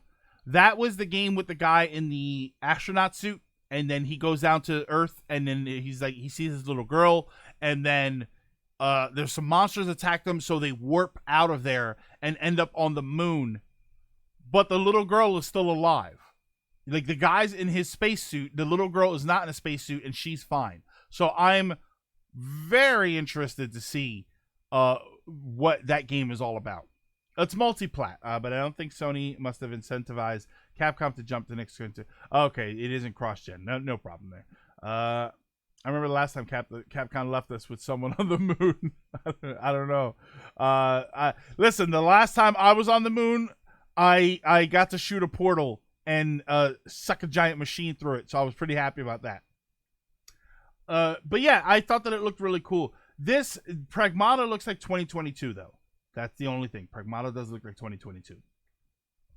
And then we got the last announcement, which was Horizon Forbidden West, a gigantic announcement. That is another huge system seller. I think that's going to be one that it's going to be a lot of people were extremely hype for Horizon Zero Dawn. The hype is like doubled or tripled now because that it looked great. It is still Aloy.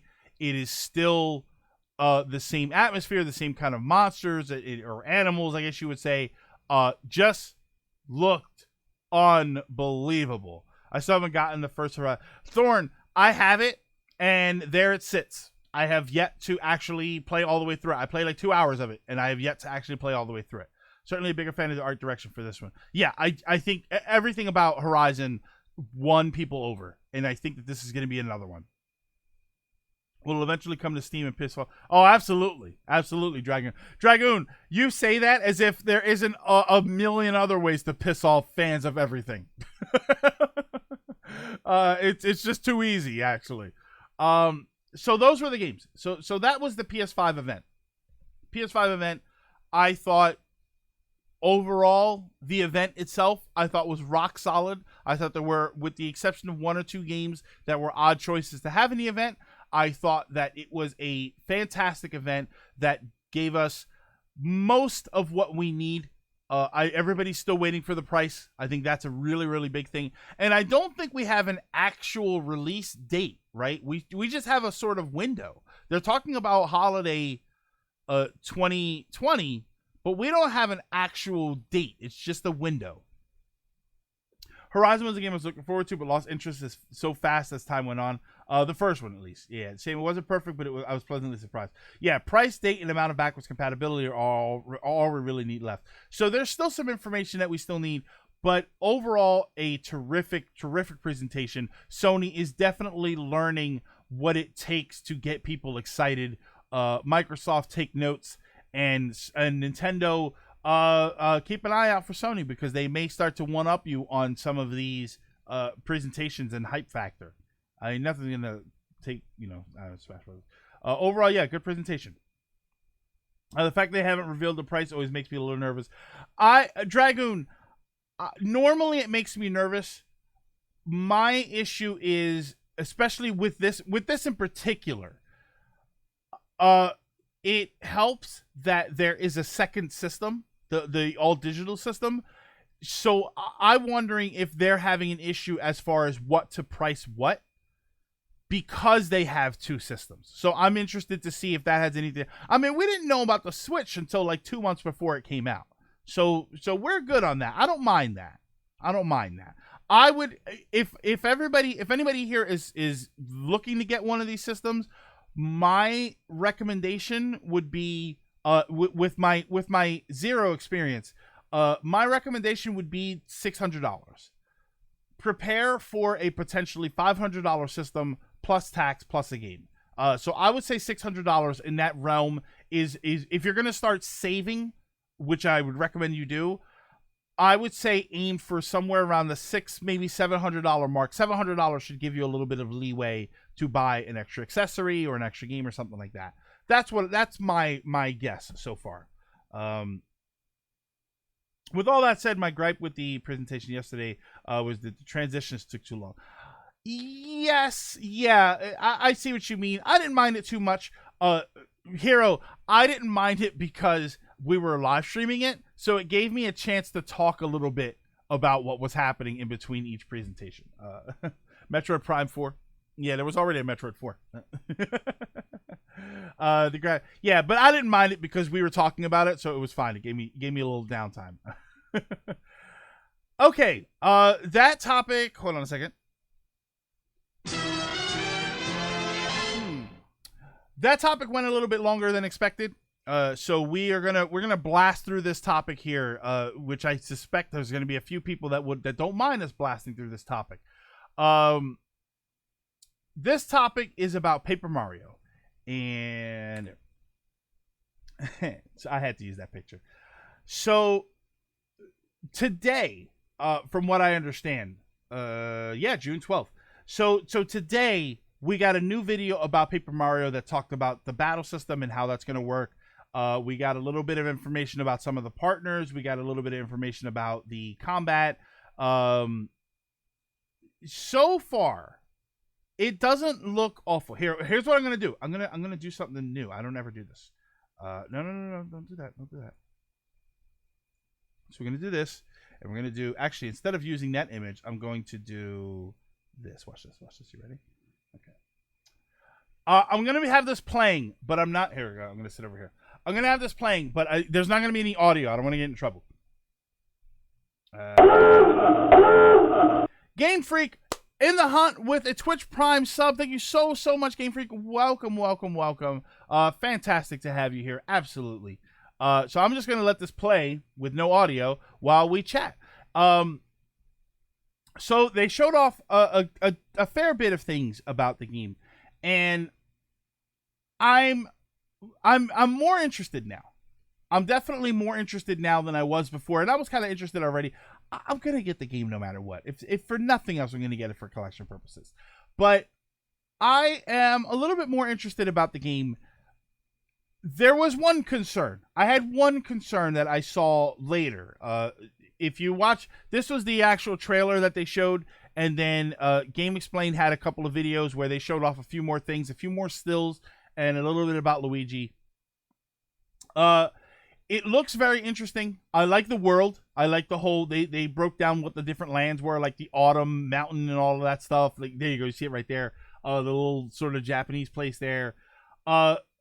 I thought that there were some really cool things. There was one thing that concerned me about the battle system, which the battle system seems to be some sort of equipable items that break. That was kind of a problem that I had with it, that the items that you equip, so like if you equip a hammer, you'll be able to use certain hammer attacks, but the hammer might break after a while. That, to me, feels dangerously like item-based combat. So it looks like we got rid of the stickers and cards, sort of, probably. But it looks like the system that they're using to replace it is basically going to work the same way. So I'm not super happy about that. My only gripes with this come in the battle system. It's a color splash of the wild. I'm like, come on, man. The humor looks on point. It looks like there's a lot of jokes. Hold on. I want to go back there because that joke actually had me cracking up. You know that memory loss thing? What's it called? Ambrosia? Amnesty? Thinky panic? I think Ant Dude posted on Twitter, and I think it was him that posted and said, there's not enough people paying attention to thinky panic. I'm sorry, that's a hilarious joke to me. So there was that, and then they talked about the combat system, where it was a little bit more about the rotation of the map to rotate enemies around. That looks fascinating, but if there are a lot of random encounters in this game, I don't want to have to do that every single time. I don't need the combat here. Here we go. We're showing it here. Like, you line them up and you move them around, and it looks like you've got 30 seconds to shift the board in circles, and then you rearrange the rows. I don't want to have to do that every time I get into a basic fight with basic enemies. That's going to get on my nerves. Yeah, it seems like an interesting mechanic the first 24 times you do it, and then it's going to be a pain in the ass. And if you watch a little bit further into this, when you do it for the bosses, it's different. The system for the basic enemies, you rotate everything around to try and line up the enemies. By the way, those were little enemy guys from the first Mario Brothers, so that's kind of awesome. For the bosses, which they're going to start showing now, you have to rearrange the board so that Mario can move up and hit the boss. That, to me, did not sound like a fun system. I have kind of a problem with it. Now, the fact, there you go, that's a giant tape wheel there. All of the bosses seem to be stationary. I think they're called stationary something. So they're all like that. So there's the big thing of color pencils. There's the big roll of tape. The big thing of rubber bands, and there's going to be two more. There better be a pair of scissors. If you're in a paper crafted world, the best mini boss should be a pair of scissors. It seems to be keeping it pretty funny. Doki Doki Literature Club. Now that you mentioned it, ring does seem like it's going to be tedious. So your problem, Bug Fables has a lot of random encounters, but you can stop them, and Color Splash lets you quickly finish. Yeah, and Dragon, and that's why I say, if there's a lot of random encounters and you bypass them, then that's not a problem. My problem is if I have to keep getting into random encounters, if there's not a way to bypass them, and that system looks very tedious. It looks tedious to do 1,000 times. Oh, they're clearly moving, Game Freak. Oh, wait, Game Freak, you get yeah. So there's a lot of mini games. Like they showed off a bunch of mini games. It looks more interesting. It looks more fleshed out. My problem is the combat system, and I am very concerned about the combat system and whether or not that's going to feel super boring, super fast. We'll see what happens, though. I'm still reserving judgment. I will say I'm a little more excited. There seems to be some involvement with Luigi, which is terrific. Luigi seems to be on his own adventure while this is happening, but his adventure is helping you out. Like he's you're trying to get to the source of these like color streamers that have wrapped themselves around the land. So I think you need a key or something. So it looks like Luigi is out looking for the keys while you're fighting while you're fighting the battles already. Here, we'll start it again. While you're doing all of the actual battling. So I'm interested to see if there's a point where you're going to actually play as Luigi. That might be a nice surprise. You know, we talk about Paper Luigi and the Marvelous Compass. Maybe this is Luigi's opportunity. Maybe he's going to actually step up. Maybe there will be a version of the game that you play that is just Luigi. You're going to play Luigi's half of the game. I don't know. I like to speculate on this stuff, and I think that it's going to be pretty interesting. You know, and I get it. I get that a lot of people are still very either cautiously optimistic or optimistically cautious, or a lot of people, I know Ryan is one of them, that is just not interested. Nothing about it looks interesting whatsoever. Am I forward, Bruno? There we go. And that's okay. I absolutely get it. Considering the direction that the Paper Mario series has gone, it is not a positive for a lot of people. Like, I love the paper aesthetic, and I've had people come in and tell me they hate the paper aesthetic because the original game, the paper aesthetic was limited for the most part to the characters, and now it is the whole world is made of paper. I like that. A lot of people don't. Overall, I think it's going to be a good game. I think this is going to be a game that is going to be a lot of, this game sucks. This game is terrible. And then like 3 years later, people are going to say, it actually wasn't too bad. I definitely think this is going to be one of those games. Yeah, so far the only thing putting me off is the combat system. The combat system is the thing that I'm concerned with, because when you talk about an RPG, the combat system is a massive chunk of the game. Like your story could be great, your graphics could be great, but if you hate the battle system, people just won't play it. They won't. It doesn't interest them.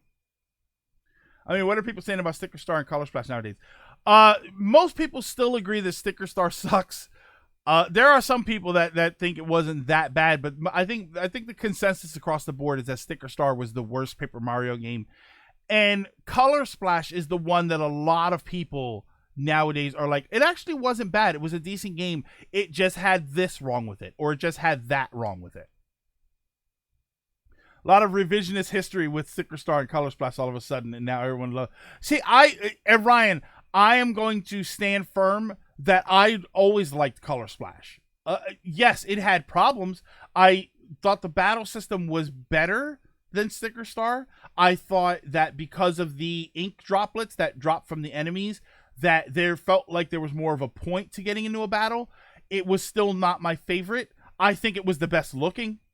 I think that Color Splash was probably one of the most gorgeous games on the Wii U. But I have said from the beginning that I liked Color Splash. I have also said that it was a bit drab as far as characters go, to the point where I'm not sure I said when I beat Color Splash the first time when it came out that it'll probably be years before I'll play it again. I'm probably due to try it again because I did finish it.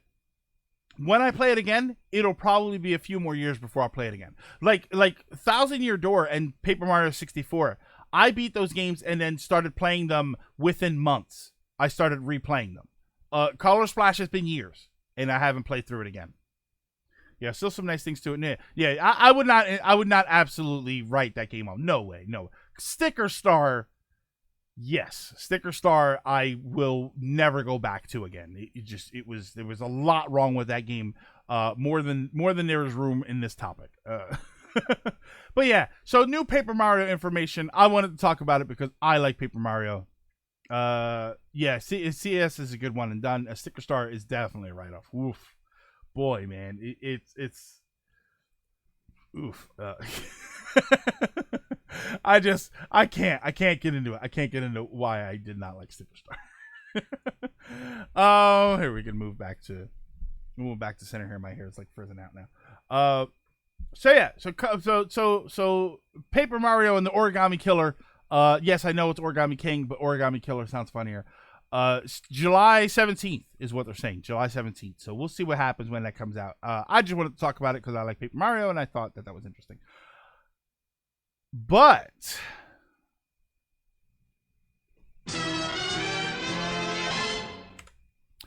it's time for the viewer topics portion of the show. If you have anything that you would like to bring up or discuss, now is your chance to do so.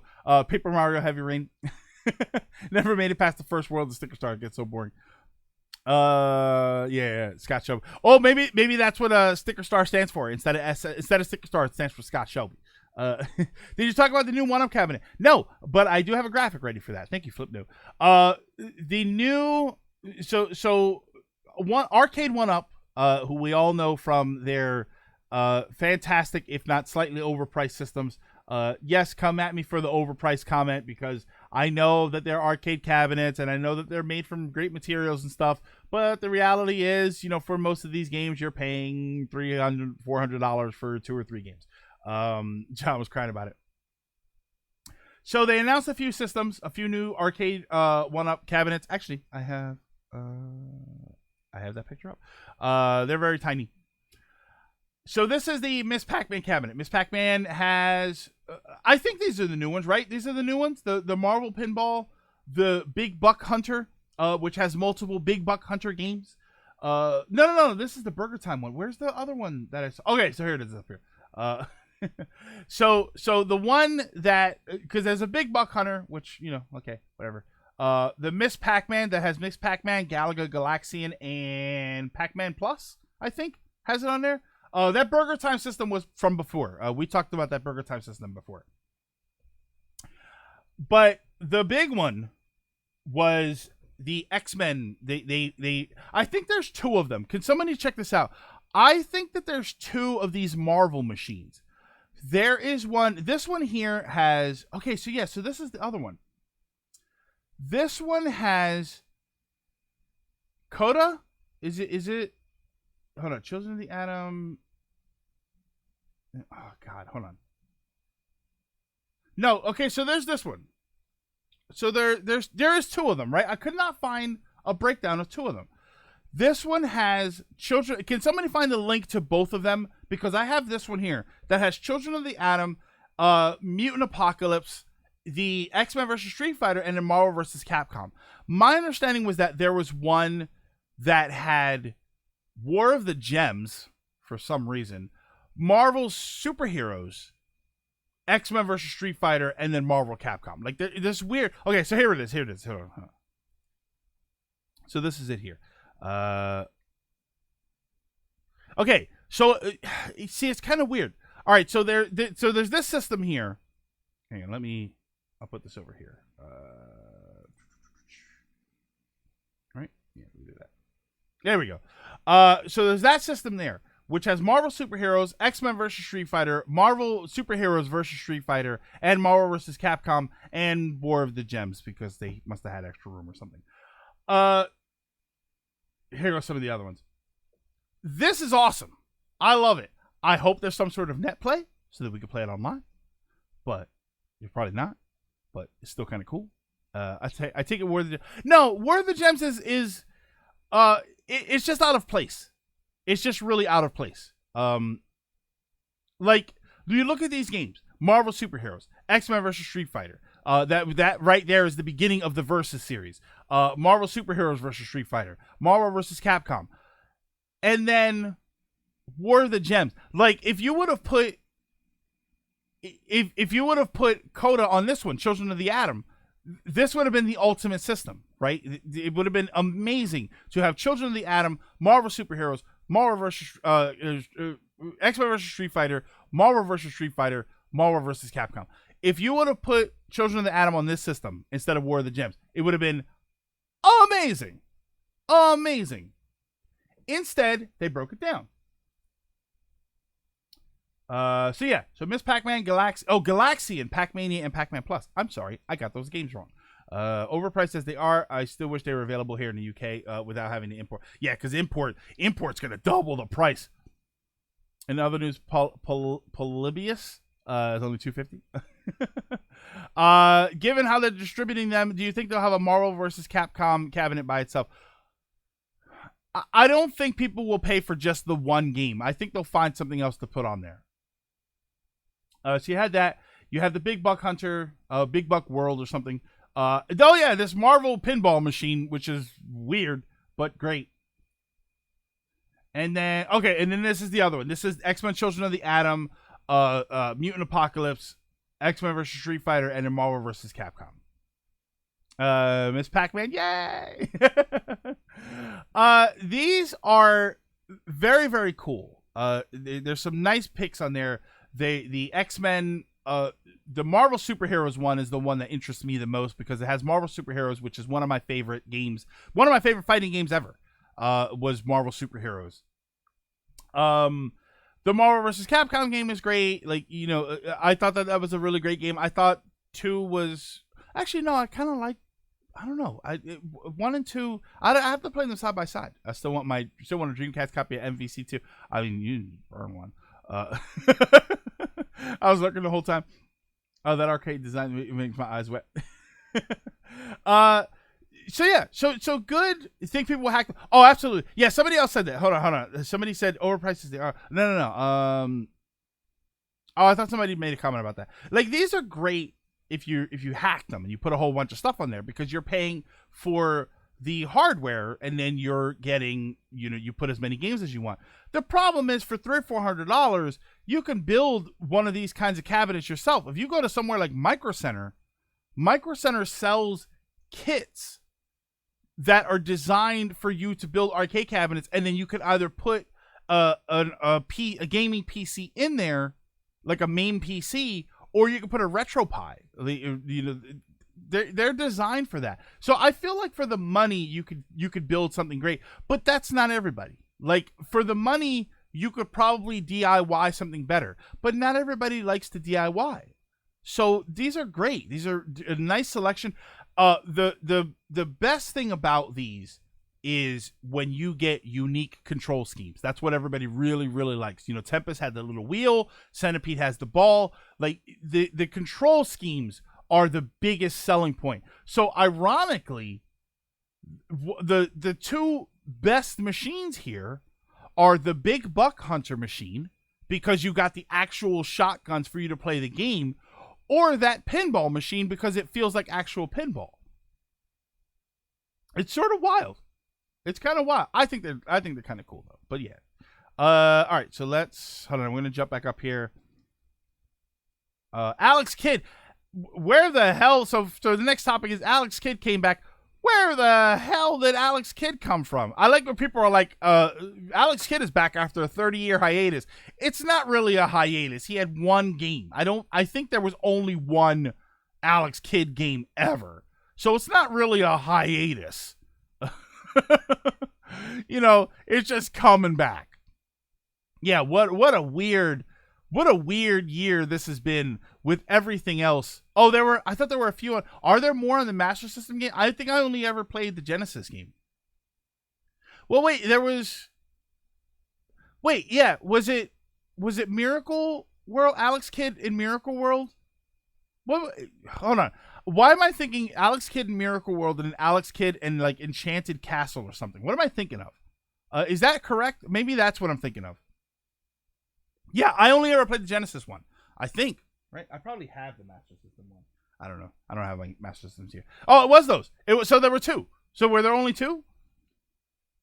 Alex Kidd had several between MS and Genesis, maybe even Game. Yeah, that's the only thing I don't know about Game Gear. Game Gear, I am completely at a loss for Game Gear. Okay, so Alex Kidd in Miracle World was on the Master System.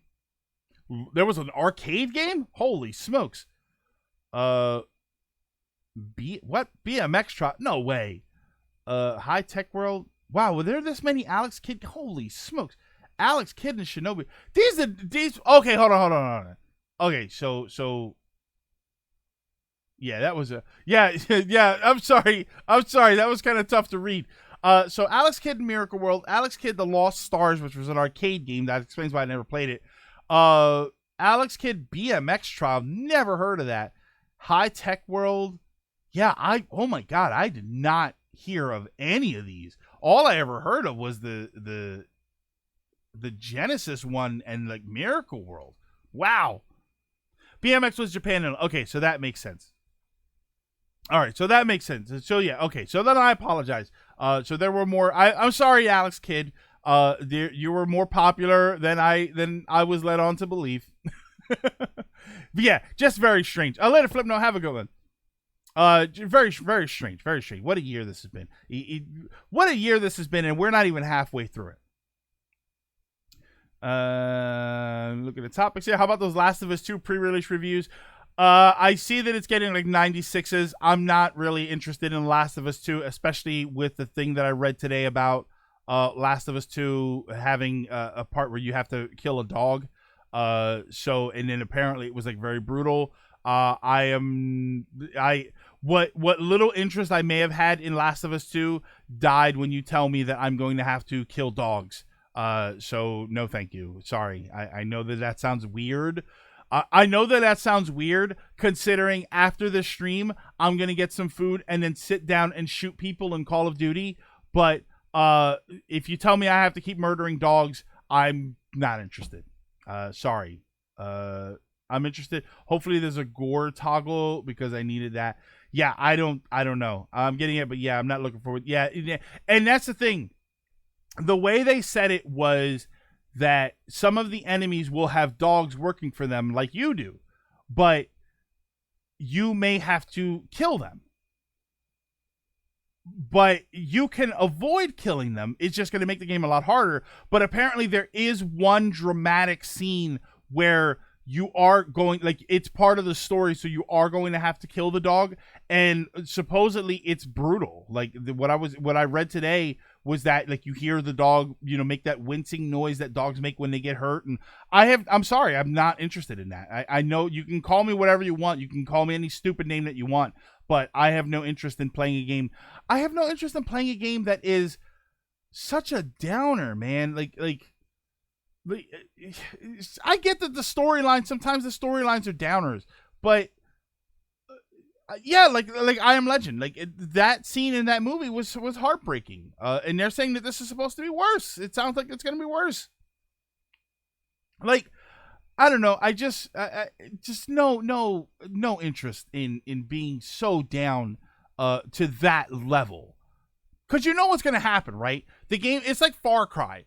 Like, the game is depressing all the way through, and then the end is just going to be a downer. Your opinion's on Stray. We talked about it earlier. I think it looks interesting. I still need to see more of it, but I get to play as a cat in a world of robots and no humans. Everything is great about that game. I've killed plenty of dogs in Resident Evil. Okay, I killed plenty of dogs in Resident Evil 2. They were all zombified and half of their face was off. That's wildly different than having to just brutally murder an actual dog. Let's see if we can go back up here. Was it you or another streamer that was talking about an arcade pinball combo machine? Elements, that was probably me talking about Baby Pac-Man or Pac-Man Jr. Yeah, that was a combo arcade pinball machine. Sorry, I'm going back up. Your thoughts on this not E3? I'm sorry if I skipped some, by the way. We're gonna wrap up here. So your thoughts on this not E3 format? I like it. I like it. I like the idea of filling 1 month. We've talked several times about the fact that you don't need E3. You don't need even though it's fun, even though we have a blast covering it, you don't actually need a centralized event for releasing information. I do like this format of a centralized time period because I know that there was a lot of speculation about the idea that during June, there were going to be a lot of announcements since there was no E3. I like that because every time we wake up on on a day in June, we might have some new information. You know, we got new Paper Mario video. We got what did it drop? Like yesterday? And then we got, I don't remember. No, when did Origami Killer drop? Was that last week? Yesterday was PS5. Then the new video for Paper Mario dropped today. So that's cool. I like it. I like it. Yeah, Baby Pac-Man. That was it. Speaking of arcades, and even though this is old news, Billy Mitchell is suing for his record. Oh yeah, I think we talked about that a little bit before. Yeah, Billy Mitchell's suing because he wants his records reinstated. It's not gonna happen. Sorry, William Mitchell. It ain't gonna happen. Hate to break your heart there. Even though Billy Mitchell, as much as the guy himself seems a bit he's got good hair, so this might be the Arwing, this is I don't know if this will be the end for E3, but I think this is going to be people's the company's realization that they don't need E3. They were putting so much into E3 and it's not necessary. And I think this year is going to prove to them that it is not all that important, that there is a giant event. You know, you put something on Twitter and it's going to spread like wildfire. That's all you need. Saw the Sonic movie for the first time for the first time today. Going to say gift time. Not that great. Oh, I heard it was actually okay. Hasn't E3 been going? Oh yeah, absolutely, Crank. It's been sort of down every year. Well, people act like their interest in E3 has been down every year, but companies are still going. Companies are still putting on a show, and because of that, people are still watching it. Yeah, they could save a ton of money by going only digital. They need to start really. Well, what I wanted before was I wanted something called Geo. Gaming Expo Online, and it was going to be a week of presentation style events celebrating all different companies. It was going to be they were going to basically entice other companies, not entice, but like sort of encourage them to make presentations for that week. And then, sort of organize their structure. But that was just something I made up. Yeah, CES is still a thing. CES is still a thing, but CES is more for electronics. It always was. The only reason CES started to take the spotlight in gaming was because when gaming technology started to be big, it was a discussion to be had. To be had at Consumer Electronics Show. Now nobody really cares. Because of E3 and all of that, nobody really cares about the Consumer Electronics Show from a video game standpoint. It's not really a big thing. Nintendo used to have a big showing there. Jeff Keighley's Summer of Gaming will go on until September. Well, I mean, September is summer, right? And thus E3 was born out of that. Yeah, pretty much. All right, we're going to wrap it up today. Thank you so much. Very much appreciate having everybody here for episode 99. Fantastic. Unbelievable. Thank you all for the support, for getting us this far, and we're going to go further. Next week, hopefully we should be having a show. I may put it off so that we can do something a little bigger for the 100th episode. For the 100th episode, I definitely want to talk about the history of my streaming and starting content creation, all of that stuff. So you'll forgive me if I have a little nostalgia. However, before everybody rushes off, keep an eye out because I am going to try and do some giveaways for episode 100. I want to try and get some maybe some Sony bucks or whatever the hell they're called.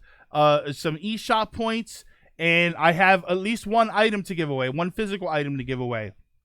Maybe I call them Sony bucks. I'm gonna try and set something up. That's why I say it might not be next week. It might be the week after. I may try and put some sort of giveaway. Like, I'm so not sure if I'm gonna do a giveaway and then give it away on the show, or if I'm going to do the giveaway and the announcement, like the winner, on the whole episode. We'll see what happens there. But thank you, everybody. If you're watching right now and you have not yet done so, please go ahead and click follow. That would help me out a lot. And if you have a free Twitch Prime sub or $5 burning a hole in your pocket, feel free to go ahead and subscribe. That would be very much appreciated. We are 4 subscription points away from unlocking the last emote slot. So hopefully we're able to do that in a few days, because the subs are going to start dropping off. But if you're watching it now, please go ahead and click follow. Also, go ahead and follow us over on Twitter. Twitter is where we post a bunch of fun stuff, and then I post any announcements as far as what's going to be happening with the stream. And we have a Discord. Follow us over on Discord and be part of the conversation with a lot of cool people. If you like the people that you spoke to in here, guess what? We got them in Discord too. And follow us over on YouTube, which is where, if I remember, I post episodes of this show up on YouTube and occasionally gameplay episodes. If you're watching this on YouTube, also check the links down below. Go ahead and follow us over on Twitter and follow us over on Twitch, where we stream 4 days a week, Monday, Tuesday, and Thursday. Gameplay is 3 p.m. to 6 p.m. Eastern, and Friday is 5 p.m. to 7 p.m. That is this show right here. So join us live one time and be part of the conversation, because my co-host is the chat. My co-host has been the chat since the beginning, and my co-host will most likely continue to be the chat in the following 100 episodes. But thank you, everybody. We are going to wrap it up right now. Before we go, make sure you try and have yourself as good a weekend as you can. These last few weeks in particular have been extremely tense on top of the last few months. It has been kind of a wild ride for 2020 so far. But while that ride is going on, please take care of yourselves. Look out for yourself, and then look out for each other, because that is how we get ahead as a society and as a human race. We are not going to do it alone. We can't do it alone. We need each other. It is paramount that we remember that we are limited in how much time we have here and how much environment we have here, and we need to take care of those things. So please do that. Please take care of yourselves. Please take care of each other. And until next time, I will see you all later.